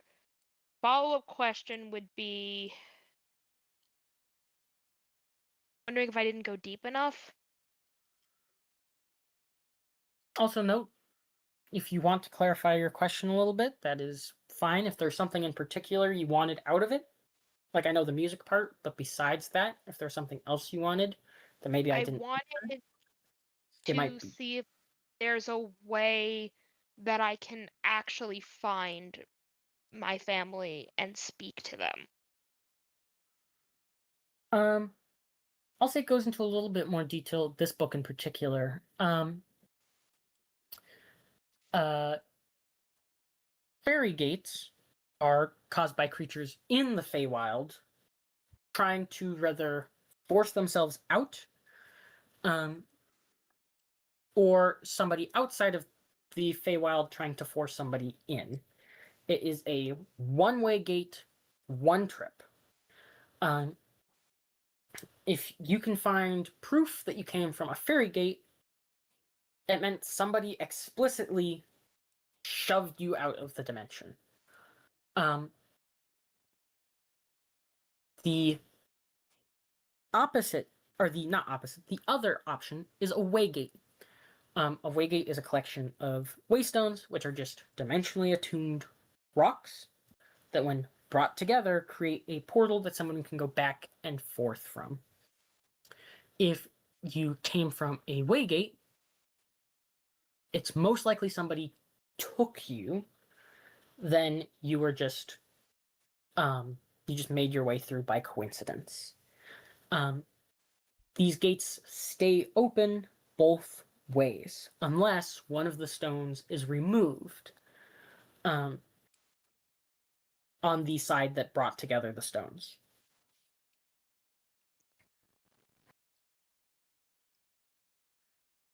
I think with that, Lance needs to go talk to a person at some point. Hmm? Doesn't have to be here, doesn't have to be at this temple. He just wants more answers, but he doesn't want to like take too much more time because it'll take him a while to get back up to the others. So, how far down did he have to go? By the way, Um, did he have to go to 100 or did he go to 50? so you just stopped at 50. Oh, Wait, 50. Yeah, 50 in a minute. I believe that's what I said. Yeah, okay, you just made it to 50. Um, okay. you could Why go not try deeper. going deeper? It only takes you a minute. If you think about it, the books are like a person because they kind of find you. I'm going to go deeper to 100 and see if that'll give me more information about how to tell whether I got forced out or if I got taken out. Like if I was from a waygate or a what was the other one? A fairy gate. A fairy gate. Thank you.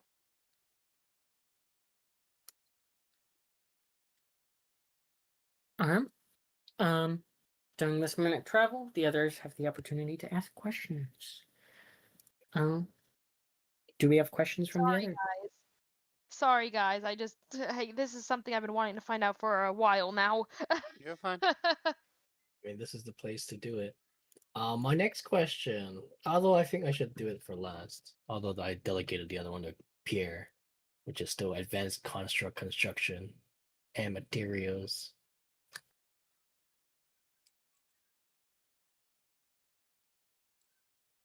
Or I think that's what you want to look for, or you want to delegate. we'll leave it to Pierre because even if I find it, I'd want him to read it. Or I can find it and give it to him and then just keep going because I can fly, or take him with me. Because I have an hour, if not more.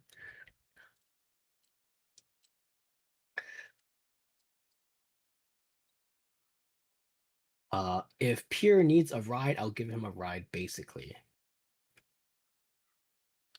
I mean, I don't have any questions I plan on asking. Would you be willing to look up what I want then?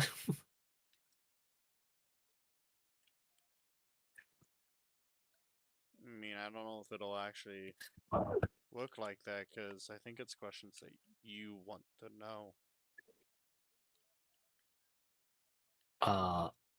Yes. Well, I can find the book and let you read it, right? Does that work? I guess.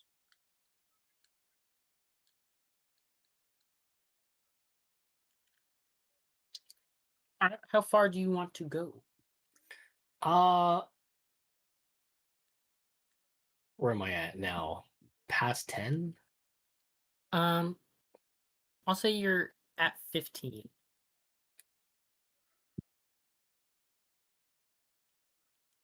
Or, I mean, I'm gonna be going down quite deep anyway.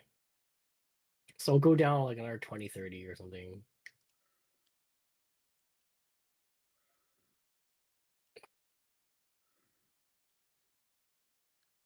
Alrighty, what's your movement speed again? 30-foot flying.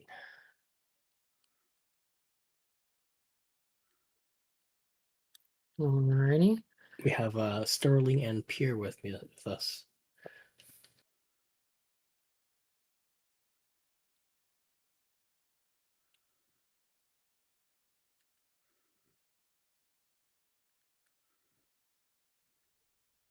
Alright, as you fly down, a little bit of time passes. And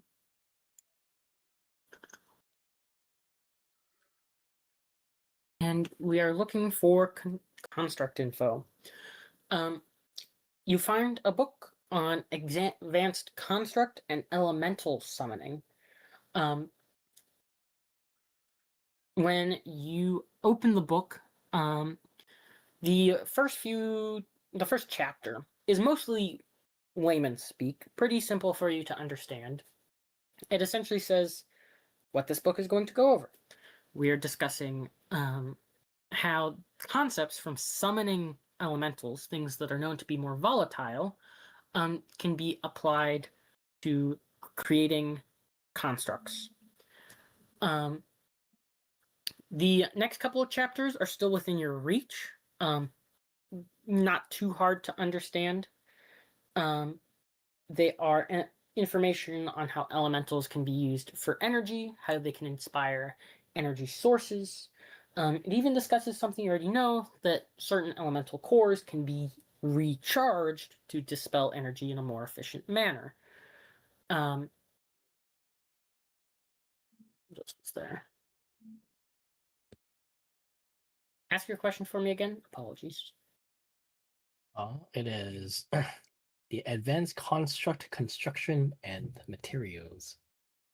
Particularly if they exist, constructs that can modify/transform.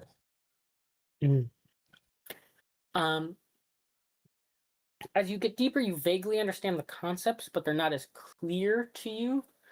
And these concepts are, to the degree you understand them, they are making an elemental or making a construct that is an elemental.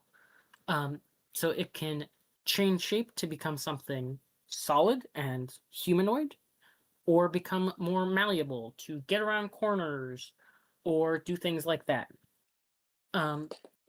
The chapter continues to how, when you use elementals as energy, you can dispel that energy as volatility. So you can take a construct and change its shape by casting specific spells through an elemental core.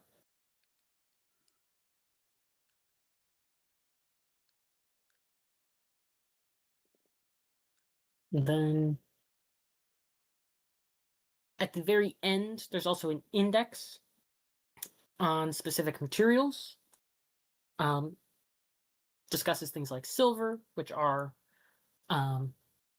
pretty strong, gold, or not pretty, silver with silver. Silver, gold, things that can be more flexible as metals go. Various alloys that can provide stiffness, such as orichalcum or more brass. Even discusses the practicality of just stained wood being more fire retardant than traditional wood.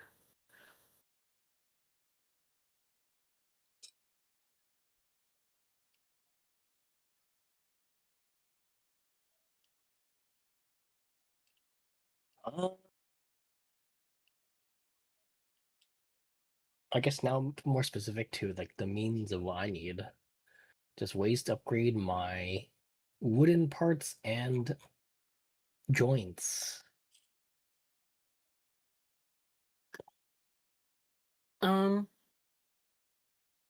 Most of that information, I think you already get the gist. When it comes to the wooden parts, you can look for harder steels. It's going to slow you down a bit, but you'll be tougher. You can look for magical metals like mithril, which is lightweight and sturdy. If you want to avoid specific damage types, there's certain coatings and treatments that you can that you can add to it, such as coating wood in basic saps. The hinges are a little bit more complex. Many of the metal practices still apply, but you really want to avoid those softer metals. There. Let's see. What would be the design? This book in particular doesn't have much on it, but you do find a book on complex door mechanisms in the same shelf area. That just happens to have various different structurally sound hinges designed for security doors that will be opened and closed in multiple directions. Essentially, just really good hinges. Towards the back of this book, you find what looks like a sturdy design for a ball joint that is meant for more trapdoors or small hatches that may have to open and close multiple different areas at different times.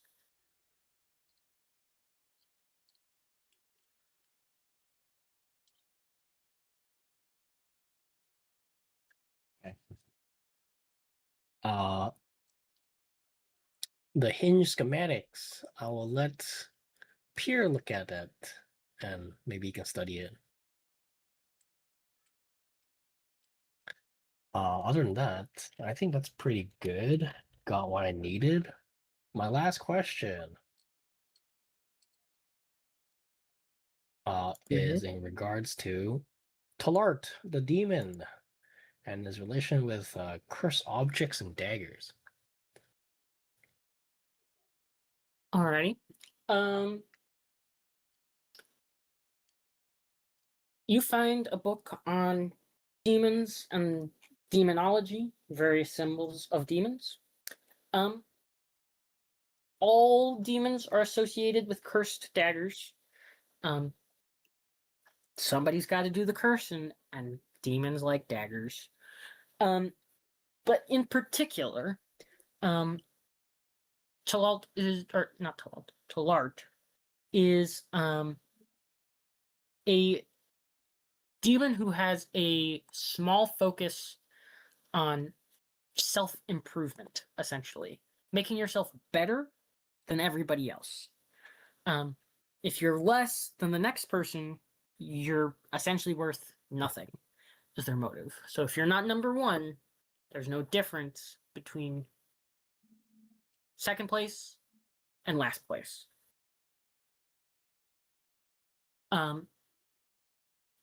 Their daggers, in particular, they have created a collection of daggers almost as a mockery of other gods, or other demons, not gods. They use animal symbols that can represent these gods at various stages or times in their life. Gods? Or demons. Animal symbols to represent the Keep saying other gods. demons? Yeah, demons. What? I keep saying gods. The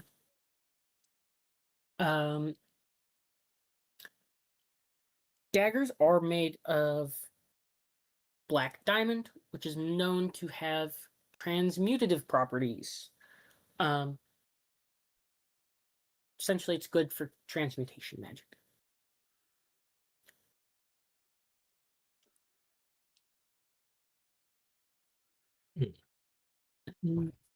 What else do you want to know about him? Why? So they make these daggers. We were in particular told to bring these daggers back to them. I guess after they're made, what do they generally use the daggers for? Like cursing? Whatever cursing requires means. I guess what's cursing about? They are all cursed, but the curses aren't necessarily all bad.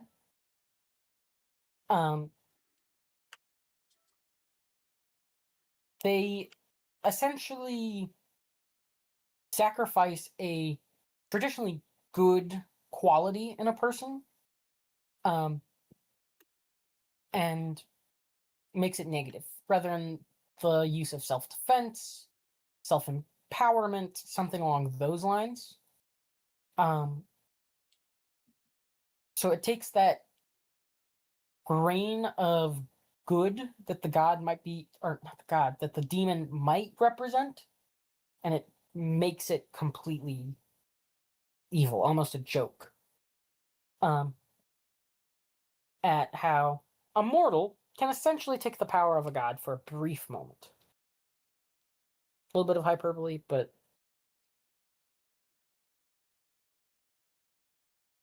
they also identify Talart cultists. If you have a dagger, you're probably a cultist.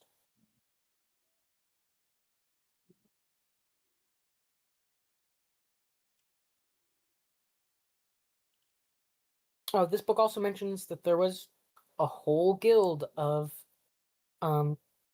gem artisans who worshipped Talart. None of them were very strong or fast, but with a little bit of magic from Talart and creating these daggers, they buffed themselves in combat. They could defend themselves. Often making themselves the best in something. You said gem artists? Yeah, I forget the term for gem crafters. Jewelers? Jewelers? Jewelers. So there's yeah. jewelers who worship Talar, and they were buffed in combat how? By wielding the daggers? Yes, by holding the daggers. The daggers did slightly different things, but by holding the daggers.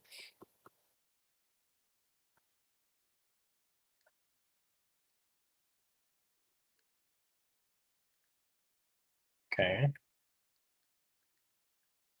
I want more information on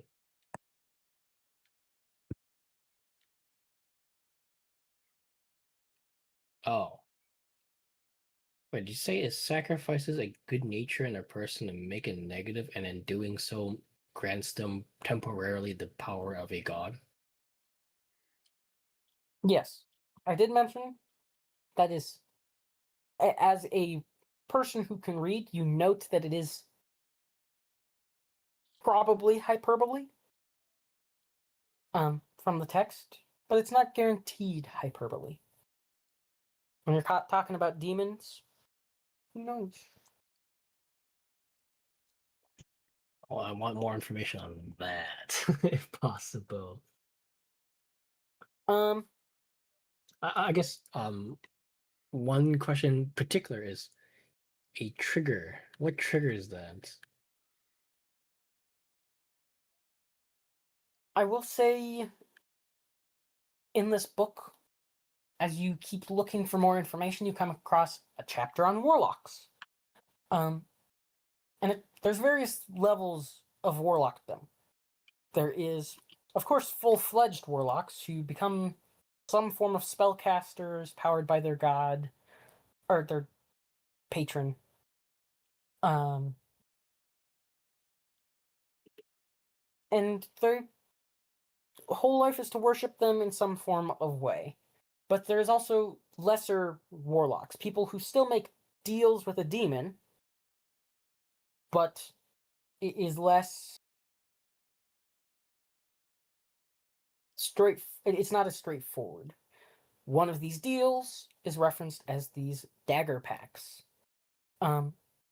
where when wielding the dagger, an effect can be triggered when you make a promise to the demon. And when you make that promise, you get temporary power.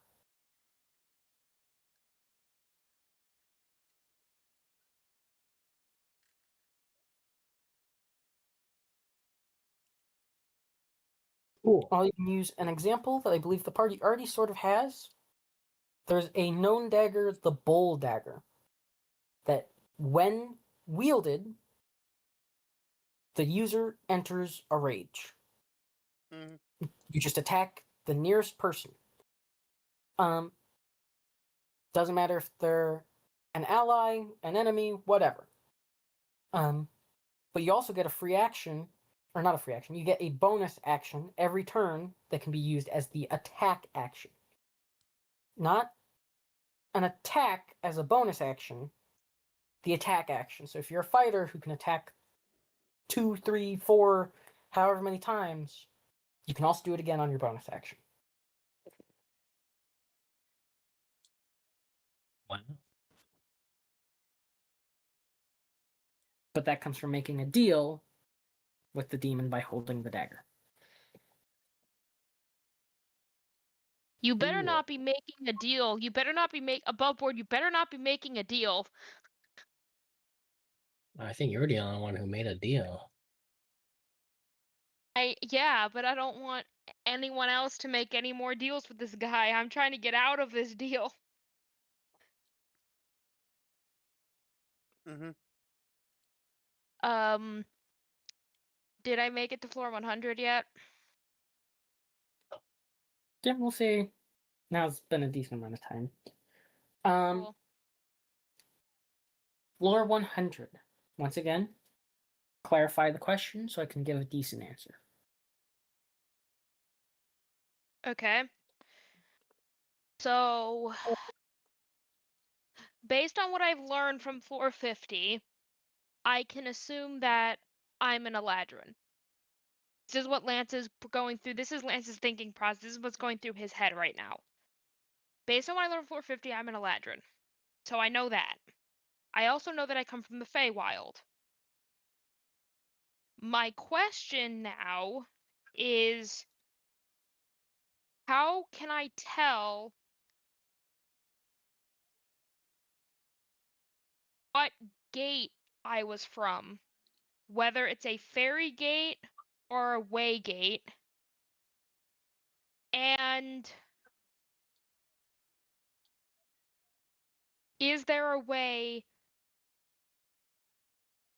is there like a Eladrin historian or someone that has access to my family tree that I can find someone in my family to try to contact?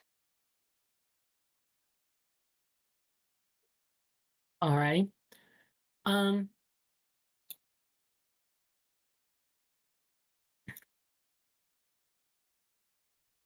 You find a book that is essentially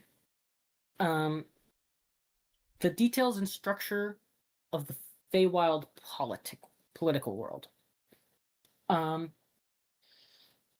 The first part goes over how we interact with the Feywild from the mortal plane. On some powerful spellcasters can cast spells to shoot somebody off to the Feywild. When doing so, a Fey Gate is often created, or a Fairy Gate. This leaves behind a circle of flowers or mushrooms, oftenly depending upon who's being sent where, and which way the travel happens. It is a perfect circle with no deviation, and it is always one-way travel. Weaker spellcasters who might cast a low-level banishment might temporarily see a fairy gate. The most common casters of fairy gates, though, are fairies, the Fae. When they shoot somebody or themselves to the mortal plane from the Feywild. When they're going single direction, usually they get a ring of mushrooms. Particularly, these mushrooms are most commonly toadstools. On the other hand, some mortals have been able to construct or find waygates. Waygates exist for all dimensions. They come from specifically attuned stones, waystones. On the mortal plane, they can be relatively easy to find waystones, but you don't always know if it is a waystone because it just looks like a big rock. They all have essentially random attunement to different dimensions. It's hard to tell. But if you spend enough time gathering enough of them, you can create a full-size portal. This allows you to go back and forth. On the material plane, if you make it there, the portal stands until somebody removes a stone.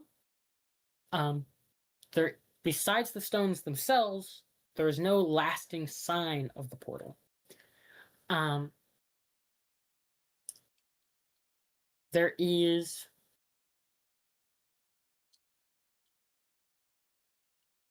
no way to tell if somebody has been through either gate or another besides when the spell is cast or when they go through the portal.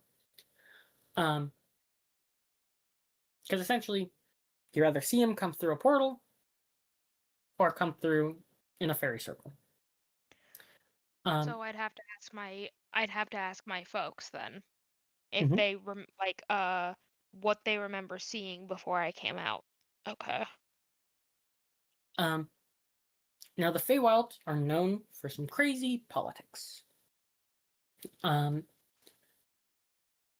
Essentially, since they're an elemental nature, they don't follow rules in the same way we do in the mortal plane.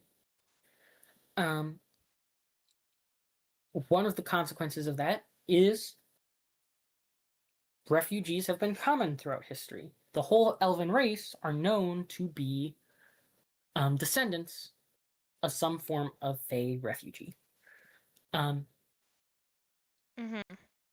Same thing with goblinoids. What about Eladrin specifically, though? Because technically speaking, I'm from the Feywild. Eladrin are exclusively refugees of a more recent era. Oh. As they are only born in the Feywilds. When they come here and stay here, they are a recent refugee. No generational history on the mortal plane. Right. So that means that all of my family is in the Feywild somewhere. Mhm. Hey. I'm trying to put it together. Much of these refugees come from political factions, as the more wishy-washy are more likely to die instead of have enough power, wealth, resources to get away. Okay.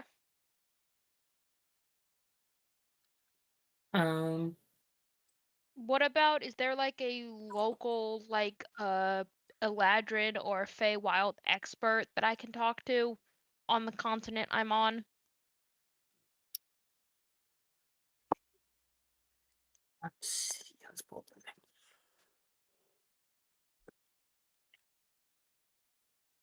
There is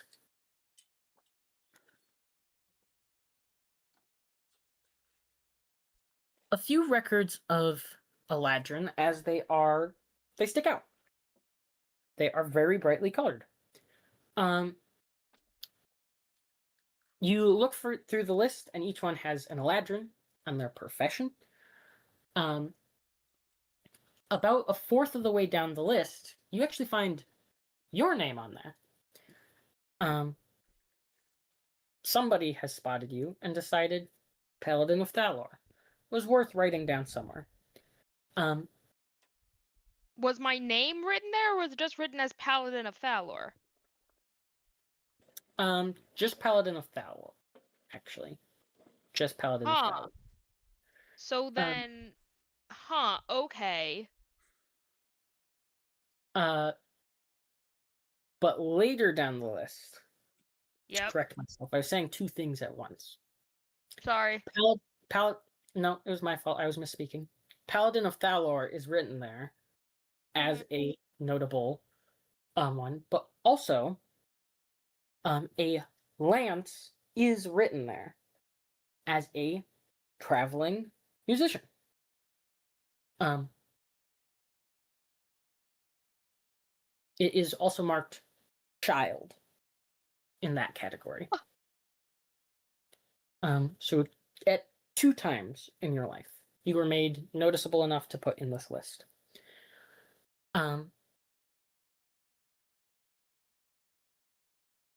Eventually, towards the very end, you do find a notable Eladrin named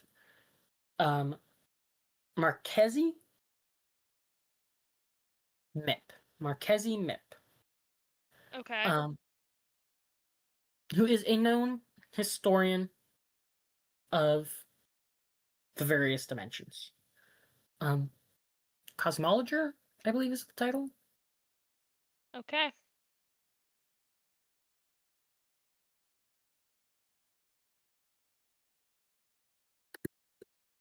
And he lives actually in the city of New Malto. But he's also a known traveler. Okay.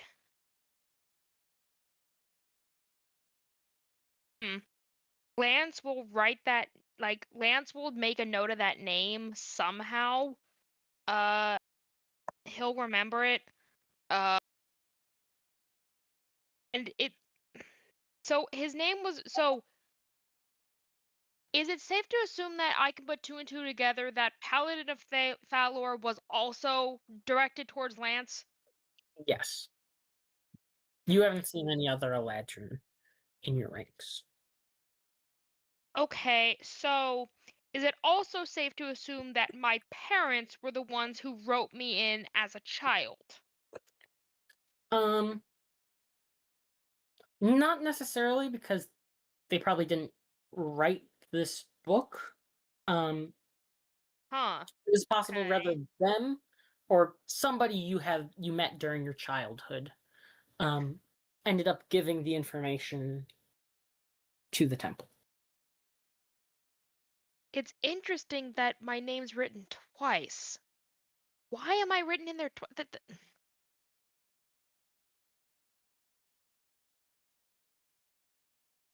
Okay, above board, looks like I gotta get to the Feywild. Don't know how. Lance side quest to the Feywild. Oh god, okay. Um, right. Don't know how I don't even know if it's possible for me to get Lance there. Hmm. Lance will make his way back upstairs to find the others and tell them everything. Doesn't matter how long it takes. If it takes like whatever, just whatever, but Lance is making his way back up. Why do you want to go to Feywild? Hmm?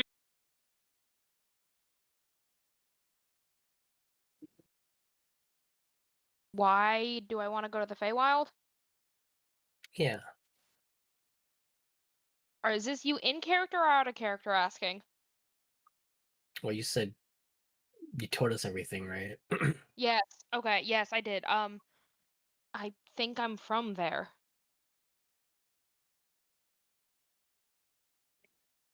Okay. So what are you trying Maybe to that's find where there? my parents,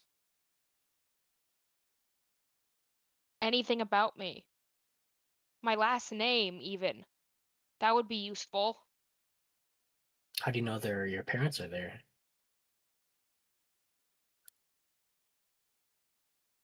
I don't. But I'm thinking if that's where I came from, which I have a high likelihood of believing that that's where I came from, someone there must have raised me. Or at least knew the people who did. I don't think you should be going to the Feywild unless you have some answers for that, though. Oh, Well, there is someone I can go talk to. Maybe they'd be able to give me some more insight if we ever bump into them on the road or if we're ever in this place where they live. And I give the name and the place where they live. Awesome. But I can repeat them too if people like it. It was.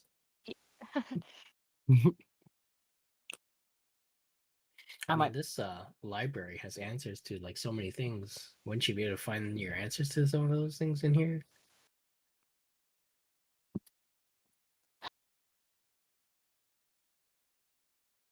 I don't think I'd be able to get an answer about me specifically because the answers that I was given was like, we can't tell. Or like, granted, my name was written in this book twice. Once when I was a kid and once when I was older. But the problem is I can try to ask another question, but I just don't think they can answer specifically about me for me.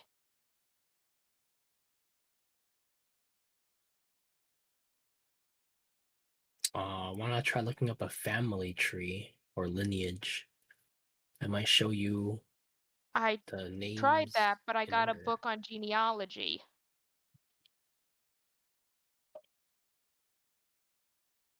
which is not what I was looking for. Well, you traveled here out of your way to find answers. So you should try to find the answers while you're here.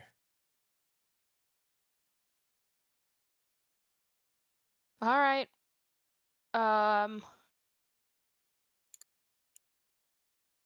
Just to not waste time, I'll say a familiar book comes to you. It was kind of that intro book to the library. Pretty quickly, it flies towards you. mhm. When you open it, comes to a page about how information is gathered. All information here comes from people who have been here and have freely given the information. If the information you're looking for was not in possession of somebody who's been here, it's not going to be here. Now, this place has been around for roughly 1,000 years. So a lot of people could have passed through, but information like who your parents were are going to be tied to relatively recent information in comparison to 1,000 years, even for an elf. Mm-hmm. So you're just kind of playing the odds of somebody who knew you were the son of these particular people and gave out that information. Mm-hmm. The library's not all knowing, it just has Yep. a vast knowledge of information. Yep. So that is fair. I will say I don't think the library has answers on my specific family tree or lineage yet. Okay. I can keep trying, but I don't think it'll get me anywhere.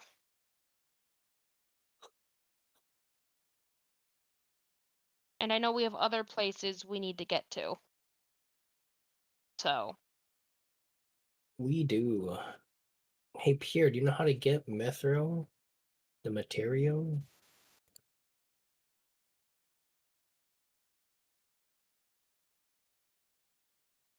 Oh, he's muted. uh-oh.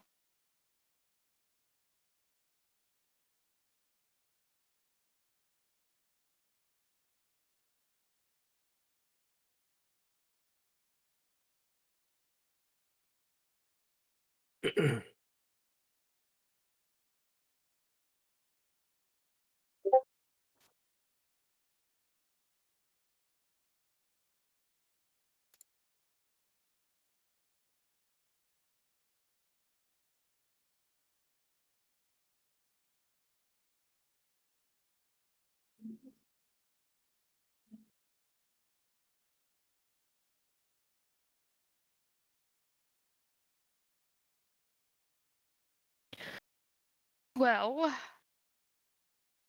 um, on that note, I have to go because I have 10 minutes till my other thing. I will catch you guys later. Cool.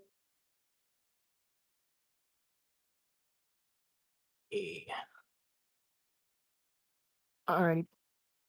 sounds like we can sell information here, maybe. Mhm. We have some valuable information. Where did I put this?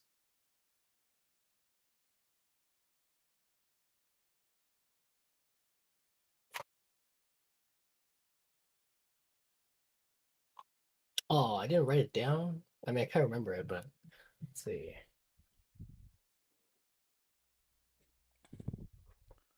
First off, Pia will say yes. I actually have mithril. I just recently got it. Well, how'd you get it? I made the toys that I told them about and gave them to them.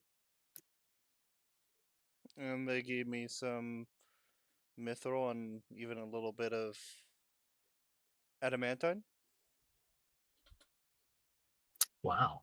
I wonder if we can get more of that. I don't know. They said it was kind of a rare occurrence that they don't normally give out that type of stuff or that much, but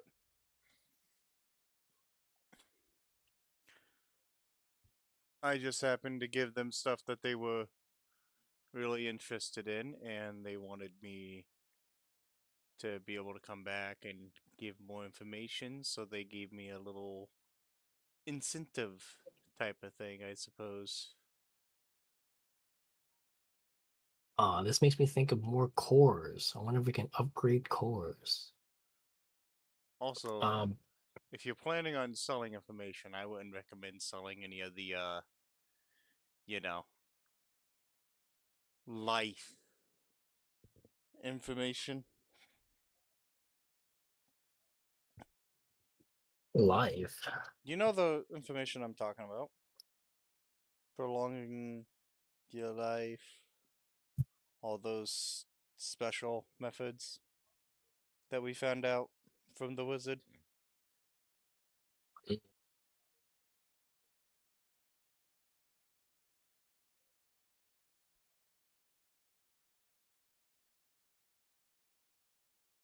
Hmm. I don't think those are good to spread.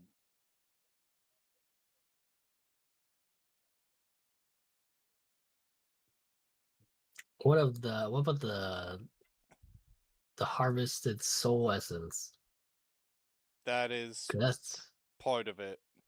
I mean, it's part of it, but it's basically unrecreatable. You know? I don't think that it's unrecreatable. I mean, they were able to do it once. People can do it again. Well, the thing is, you would need to have a very special, very specific item put on a very specific kind of creature, namely Mayor, who's now dead, to make this byproduct of an item. It's very, very unrecreatable in my opinion. Well, if there's a will, there's a way. People can create stuff that you would not expect people being able to recreate.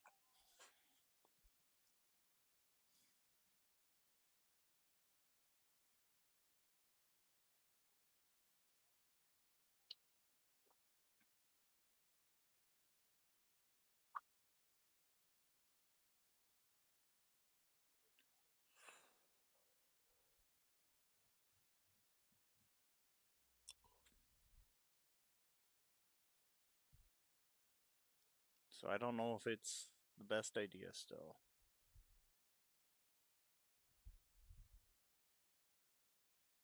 I mean, I don't really see the harm in it if I just give them the item itself and don't tell them how to make it. And I feel like even if I did, they wouldn't be able to do anything about it. Well, it's not necessarily the people at the church that I'm with. It's people coming to look for the information and they find that somehow. And then they're like, I want to do this. I must do this. And then we have uh, a new mayor and wizard. It did take the wizard their whole life to make this. Yes, but he also had to research all of this. But if we just give them all the information right off the bat, Well, no, it's then not the information. It's just the product. A product that they probably can't make. hmm, I Also, mean, something that I don't have much use for because it's dying. I think. there are probably magic spells that can figure that information out. I mean, you identified it. Yes, but there's more powerful spells out there.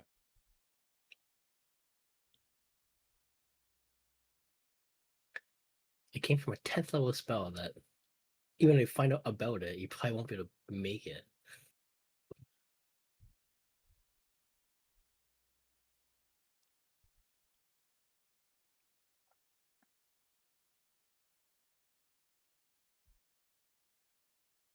I still don't think that it's the greatest idea.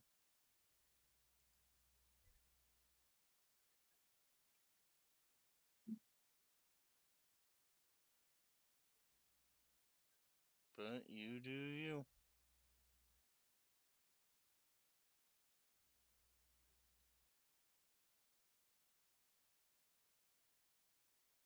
Ah, does anybody have access to this place? Is there any filtration system? There's the filtration gates that you already walked through.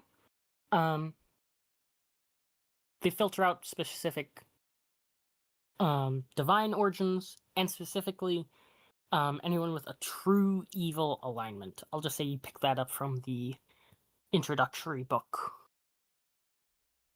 So could I don't know.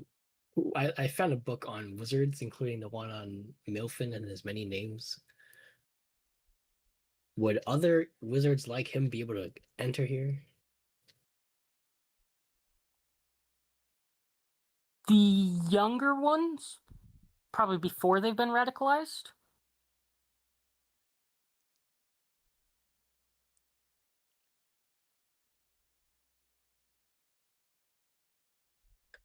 Or Somebody when their goal is to kill others at all cost probably isn't going to be able to get in. But somebody who's like maybe a little upset about society and is maybe thinking some bad thoughts will probably be able to get in.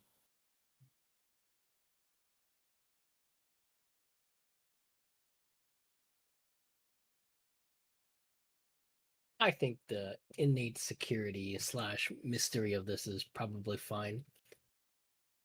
Also have nothing else to do with it until later where I might regret it, but who knows? I also have several, so I'm just gonna give them some.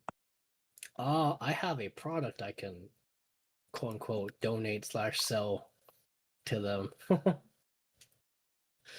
Because I have 5 vials worth of green goo. And how many vials do you want to give us? We'll give them 3. I'll 3 probably ship 'em. vials. Yeah, we'll give them 3. Alrighty. They carefully take them from you. Give you a notepad. If you could write down any notes you have on the material, that would be much appreciated. I shall go put these away. They go to put them away. What do you write down? The name is called Harvested Soul Essence. Or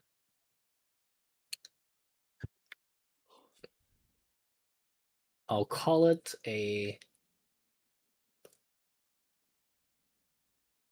byproduct of a curse. Its acidic properties, and it's actually I don't even know how much of its healing properties I know about. Has some healing properties, including or revivified like effects.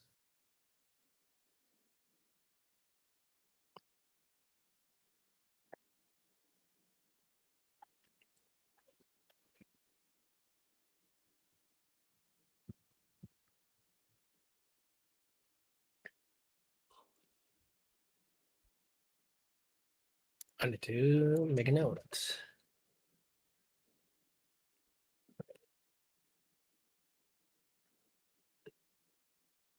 A twin, what's this called? Twin god? Twin, what's this called? Twin something. Evertwin. Oh, ever twin. Twin.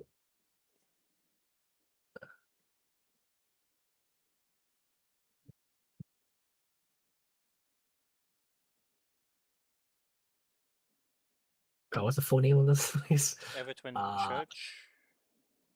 Is that Temple what of it The is? formal name is Evertwin Temple of Trade. Ah, Or Temple of Craft. Craft. craft. There That's you what it was. That's what the C is for. Okay. That's good. I think that's good. No mention of spells. Yeah. It's pretty vague, but also very potent. I would say that it is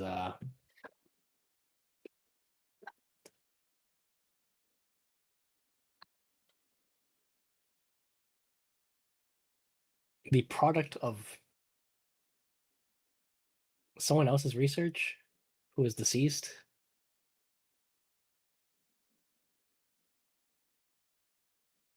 And I would say not recommended for replication, but if you can create a similar product a different way that is ethical I encourage that. Okay, that's it. What can I get for this? All right, they take your notes.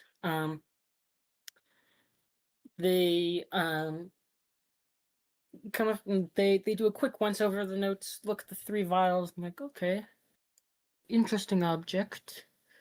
They grab a little object and it looks like a um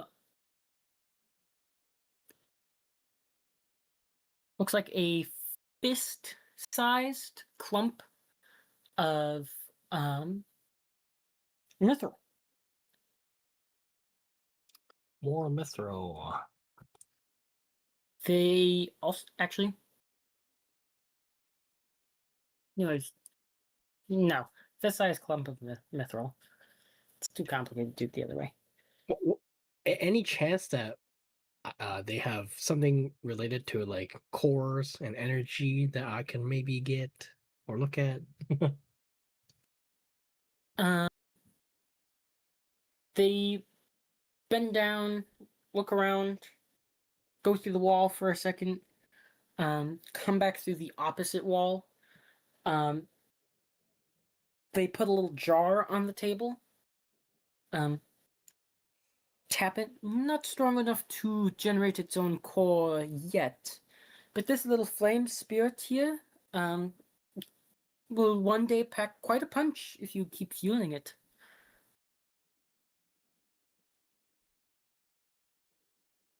Flame spirit that needs to be healed. Fuel. Okay. A field. Oh. Ooh. Like that and given magic or probably given stuff like that. Flammable objects, a little bit of magic. Yeah. This seems more valuable than mithril, which I might be able to find elsewhere.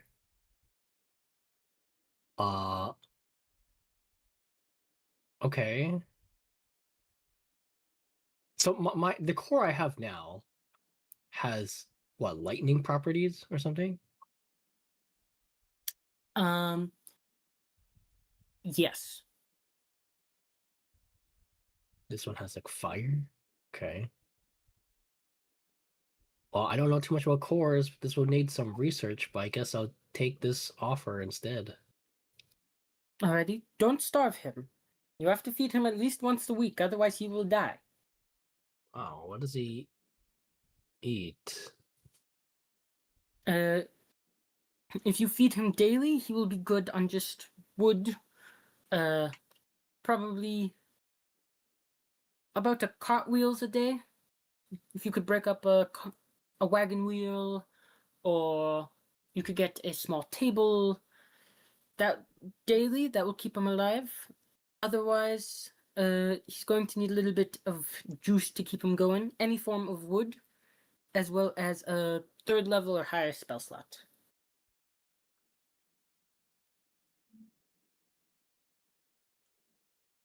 Okay. Wait, so wood and magic, or spell slot, rather. If you only Okay. feed him weekly, don't focus on him. You can bring him back with wood and a spell slot. Wait, weekly or daily? So he's a daily wood, right? Daily wood. If you don't feed him daily for a whole week, he dies.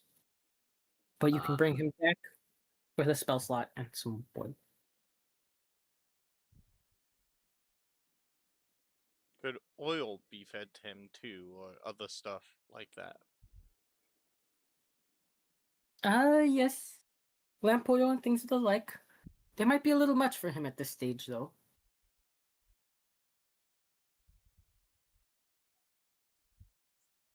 Hmm. Okay, that's interesting.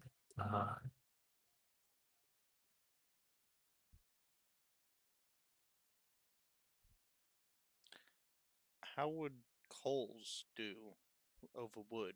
Would it be better, or would that also be a similar situation of being too much? How would what do? Sorry? Coal? Coal. Uh. mm, It might be a little much for him, but if you can get him to be patient, it could also be a good long-term sustainable option. Give him a little bit of coal each week, and he'll just burn it off slowly but surely.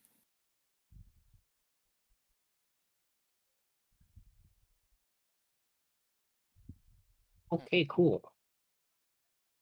Sweet. I got so much stuff.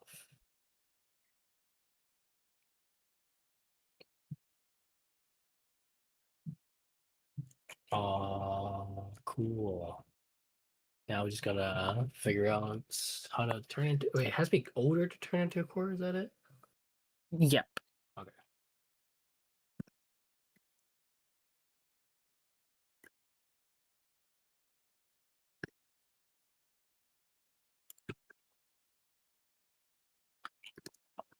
All right, I'm good for today.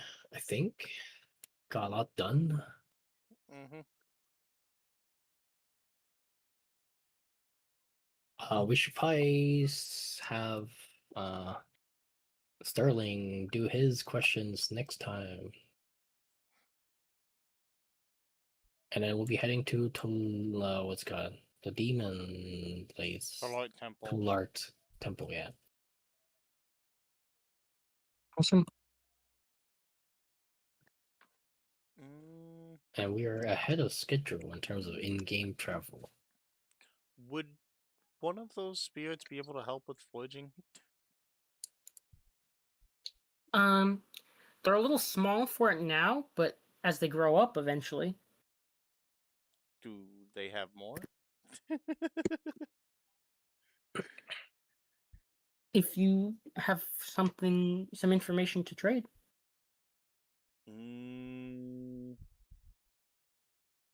What was some of the jewelry stuff? I mean, Pierre would probably be fine passing on some of the like non like what is it? What's the word I'm looking for? The stuff that can be passed on to others. Not the stuff that's like very specifically just for the Allforge clan's secret stuff for So jewelry stuff. some general techniques. Mm-hmm. Some that he's figured out himself as well from all the jewels that he's been dealing with. Polishing. Mm-hmm. Polishing techniques. Yeah. Okay. Along with some. They provide you a little other... booklet to fill out. Mm-hmm.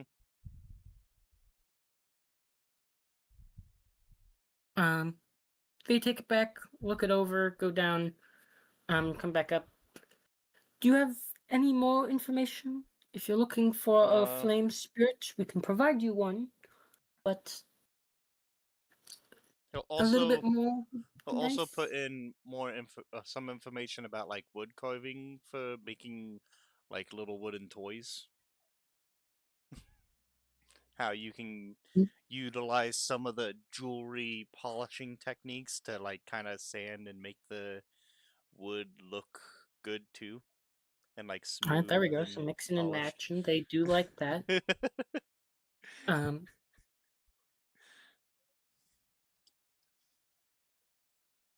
She gives the pamphlet back. Give me one more fact, and I can hook you up with the flame spirit.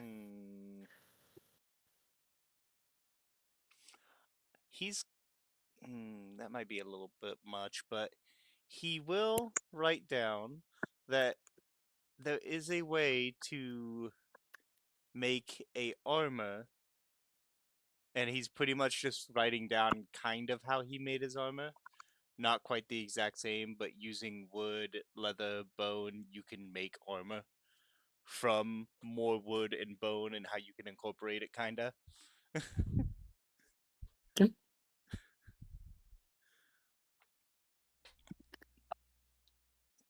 She says, much appreciated. as she goes up and grabs a second little flame spirit. As she's passing it over, are you sure the two of you want? No. Oh, here you go. There's something wrong with having multiples? Well, I mean, are there different other elements instead of flame? Just don't let them near each other. Oh, I didn't plan on it. Good, what good. happens if they're near each other? They sort of eat each other and become one bigger elemental. Ah,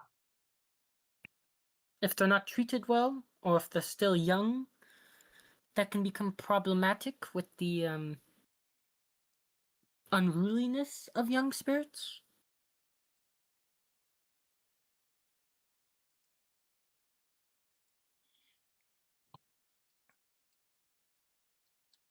okay. Oh, wait, so do we confirm there's no other elements of spirits that they have? Not of this. Well, I might have. Um, they dig down and they find a. So, One sec. find it there for a minute, and you can see the most stars you can see.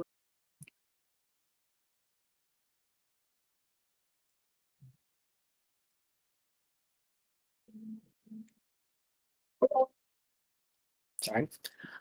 They reach down, look around. They can find a jar, with a similar spirit. This one is green though. If you really want another one, I've got an acid spirit, similar size. They eat metals though. Hmm. That is problematic. Aw. Maybe we don't want that one. Yeah, I don't think that one's a good one for us.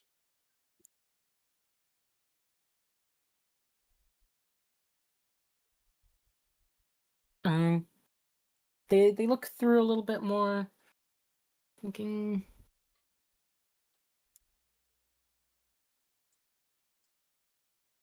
Another simple damage type. Code. That's there.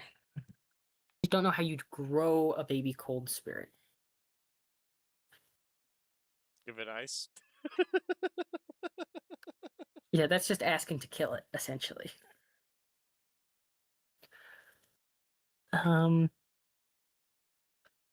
Radiant would be cool. Imagine.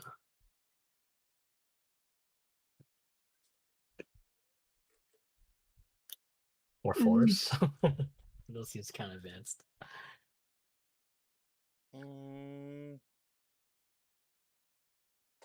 Yeah, radiant would be cool.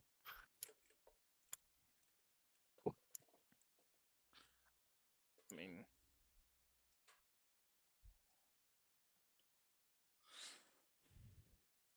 lightning's somewhat common, but at the same time, it's probably also one of those more difficult ones.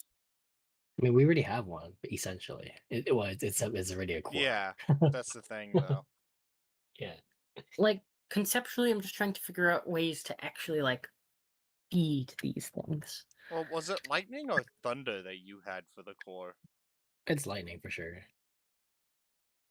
Because thunder Yeah, would like- be different. It's quite different. Um, let's see. If it was, for example, radiant, which is what, positive energy, you would feed it by giving it more positive energy. Unless it's the opposite and you feed it negative energy, I don't know. I feel like that diminishes it.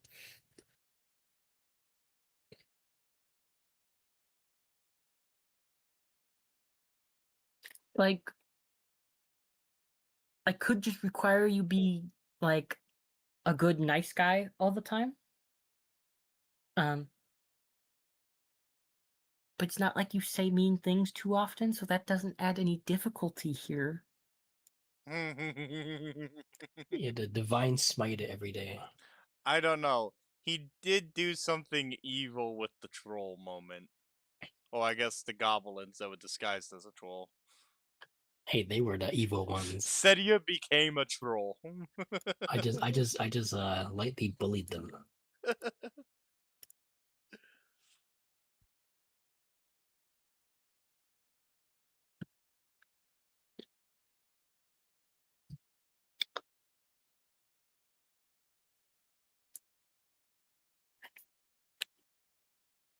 I can offer you.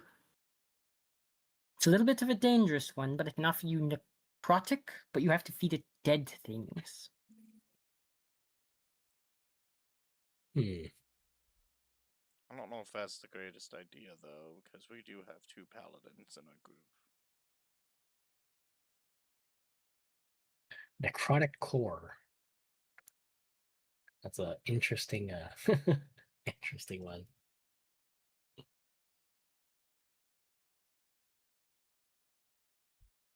I mean, technically, we encounter a lot of dead things on the way. Even on the way here, we saw a lot of dead bodies crushed by rocks.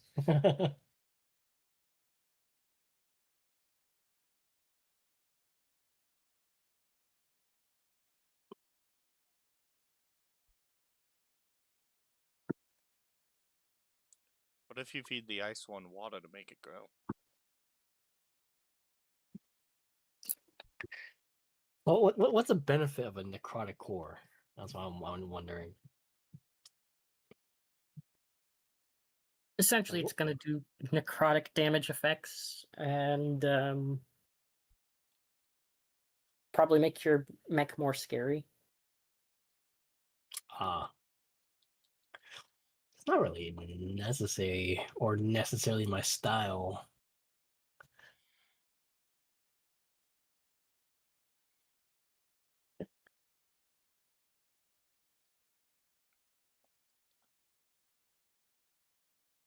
Hmm.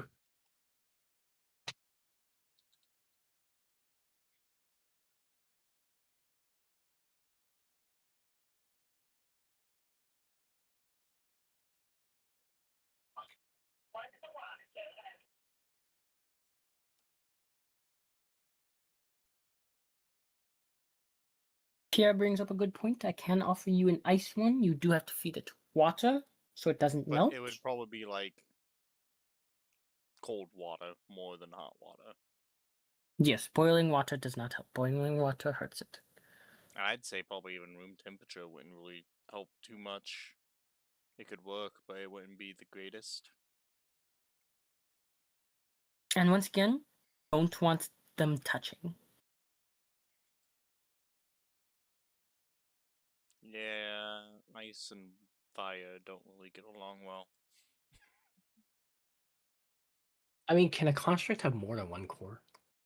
Or would I just... It'd probably be you swap it out.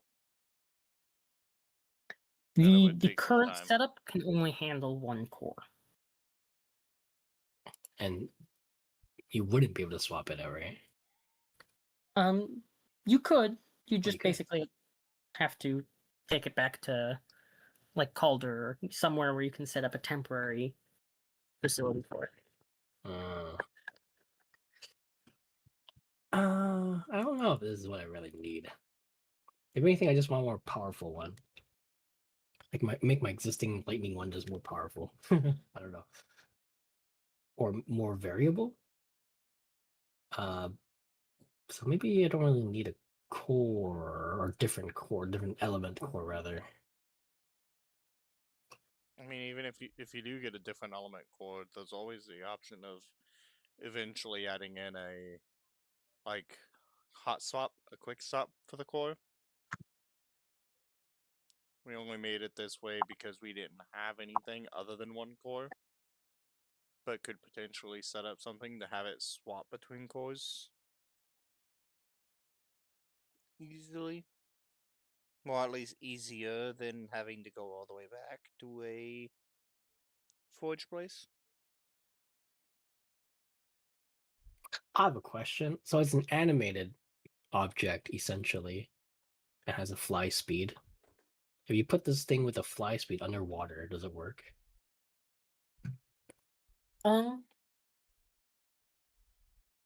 That is a good question. I'd call it difficult terrain, but yes. Hmm.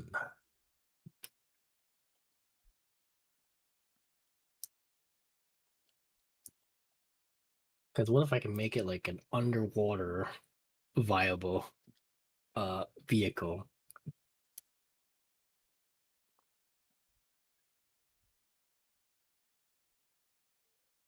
That wouldn't be core related though, it'd just be something else entirely, I guess.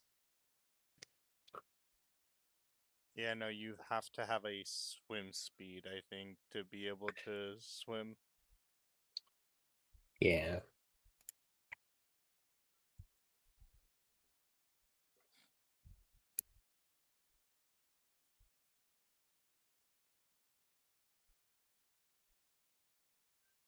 Something else that could be useful is some sort of, maybe, I don't know how it'd be done, expansion thing where it can carry all 4 of us instead of just 2 at a time. Well, technically it can. Can it? We just have to have Sterling go into the bag of holding every time. Oh. And even then, he kind of overweighs the bag of holding almost. Well, depending on how long the trip is, anyone can go in the bag of holding. Mm-hmm. Actually, depending on how much you care that people survive, anyone can go in the bag of holding. They're just dead objects, dead creatures inside the bag.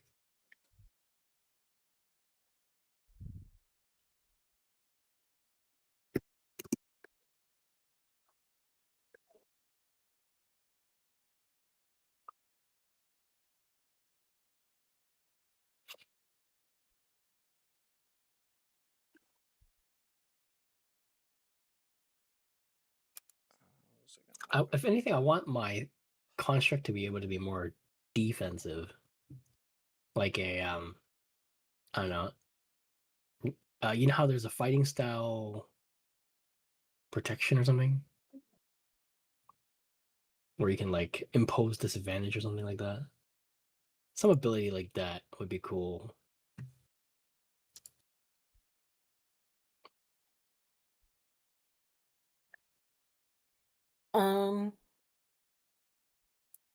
They look around and they find a schematic for a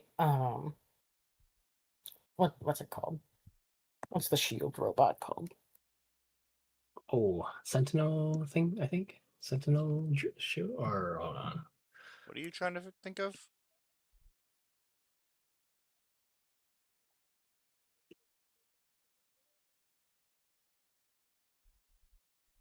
A shield guardian. Yes, that one. They find a schematic for a rudimentary shield guardian that could be modified to assist your design. Okay, I like that. Seems good enough.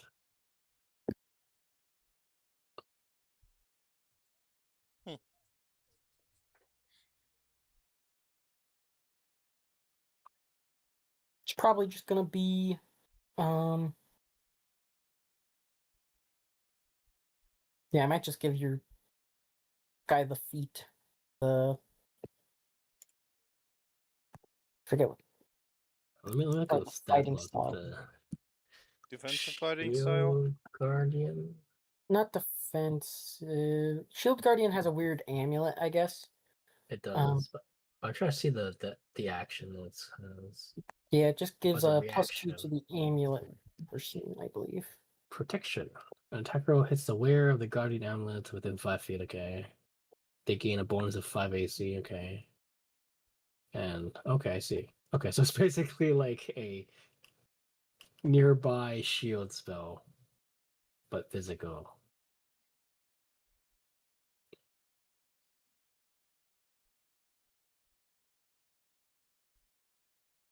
Oh, it has regeneration? I forgot about that.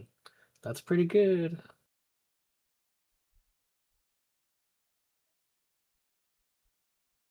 Not super useful, I guess.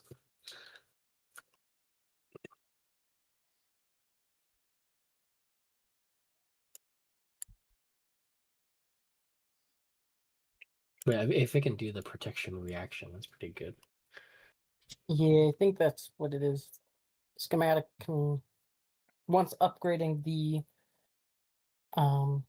transformer, it can use the protection reaction. Okay, sounds good. I like that. Or I guess I'll hold on to that. Wait, so Pierre got a flame spirit? Yes. Okay. I guess I can remove my notes of feeding it wood because you got that right. Mm-hmm. If Pierre doesn't, I do. Okay. Uh, okay.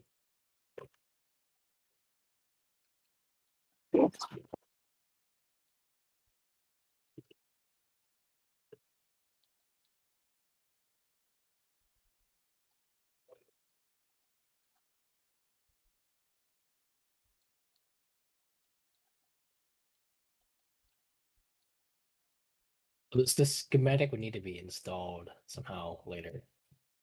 Okay. I guess I'll need Pierre to work on that later.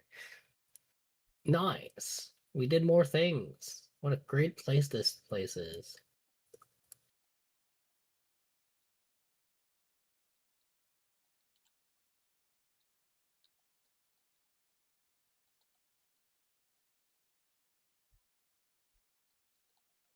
All right, I think we should call it a session because it's late now. Yes, Mhm. basically tomorrow. It is. Yeah. By the way, Pia's Mm. already named the fire spirit. It's good. Naming things keep them fed. Like It reminds me literally. of the Howl's Moving Castle Fire Spirit. You ever seen that? No. Not the movie. I've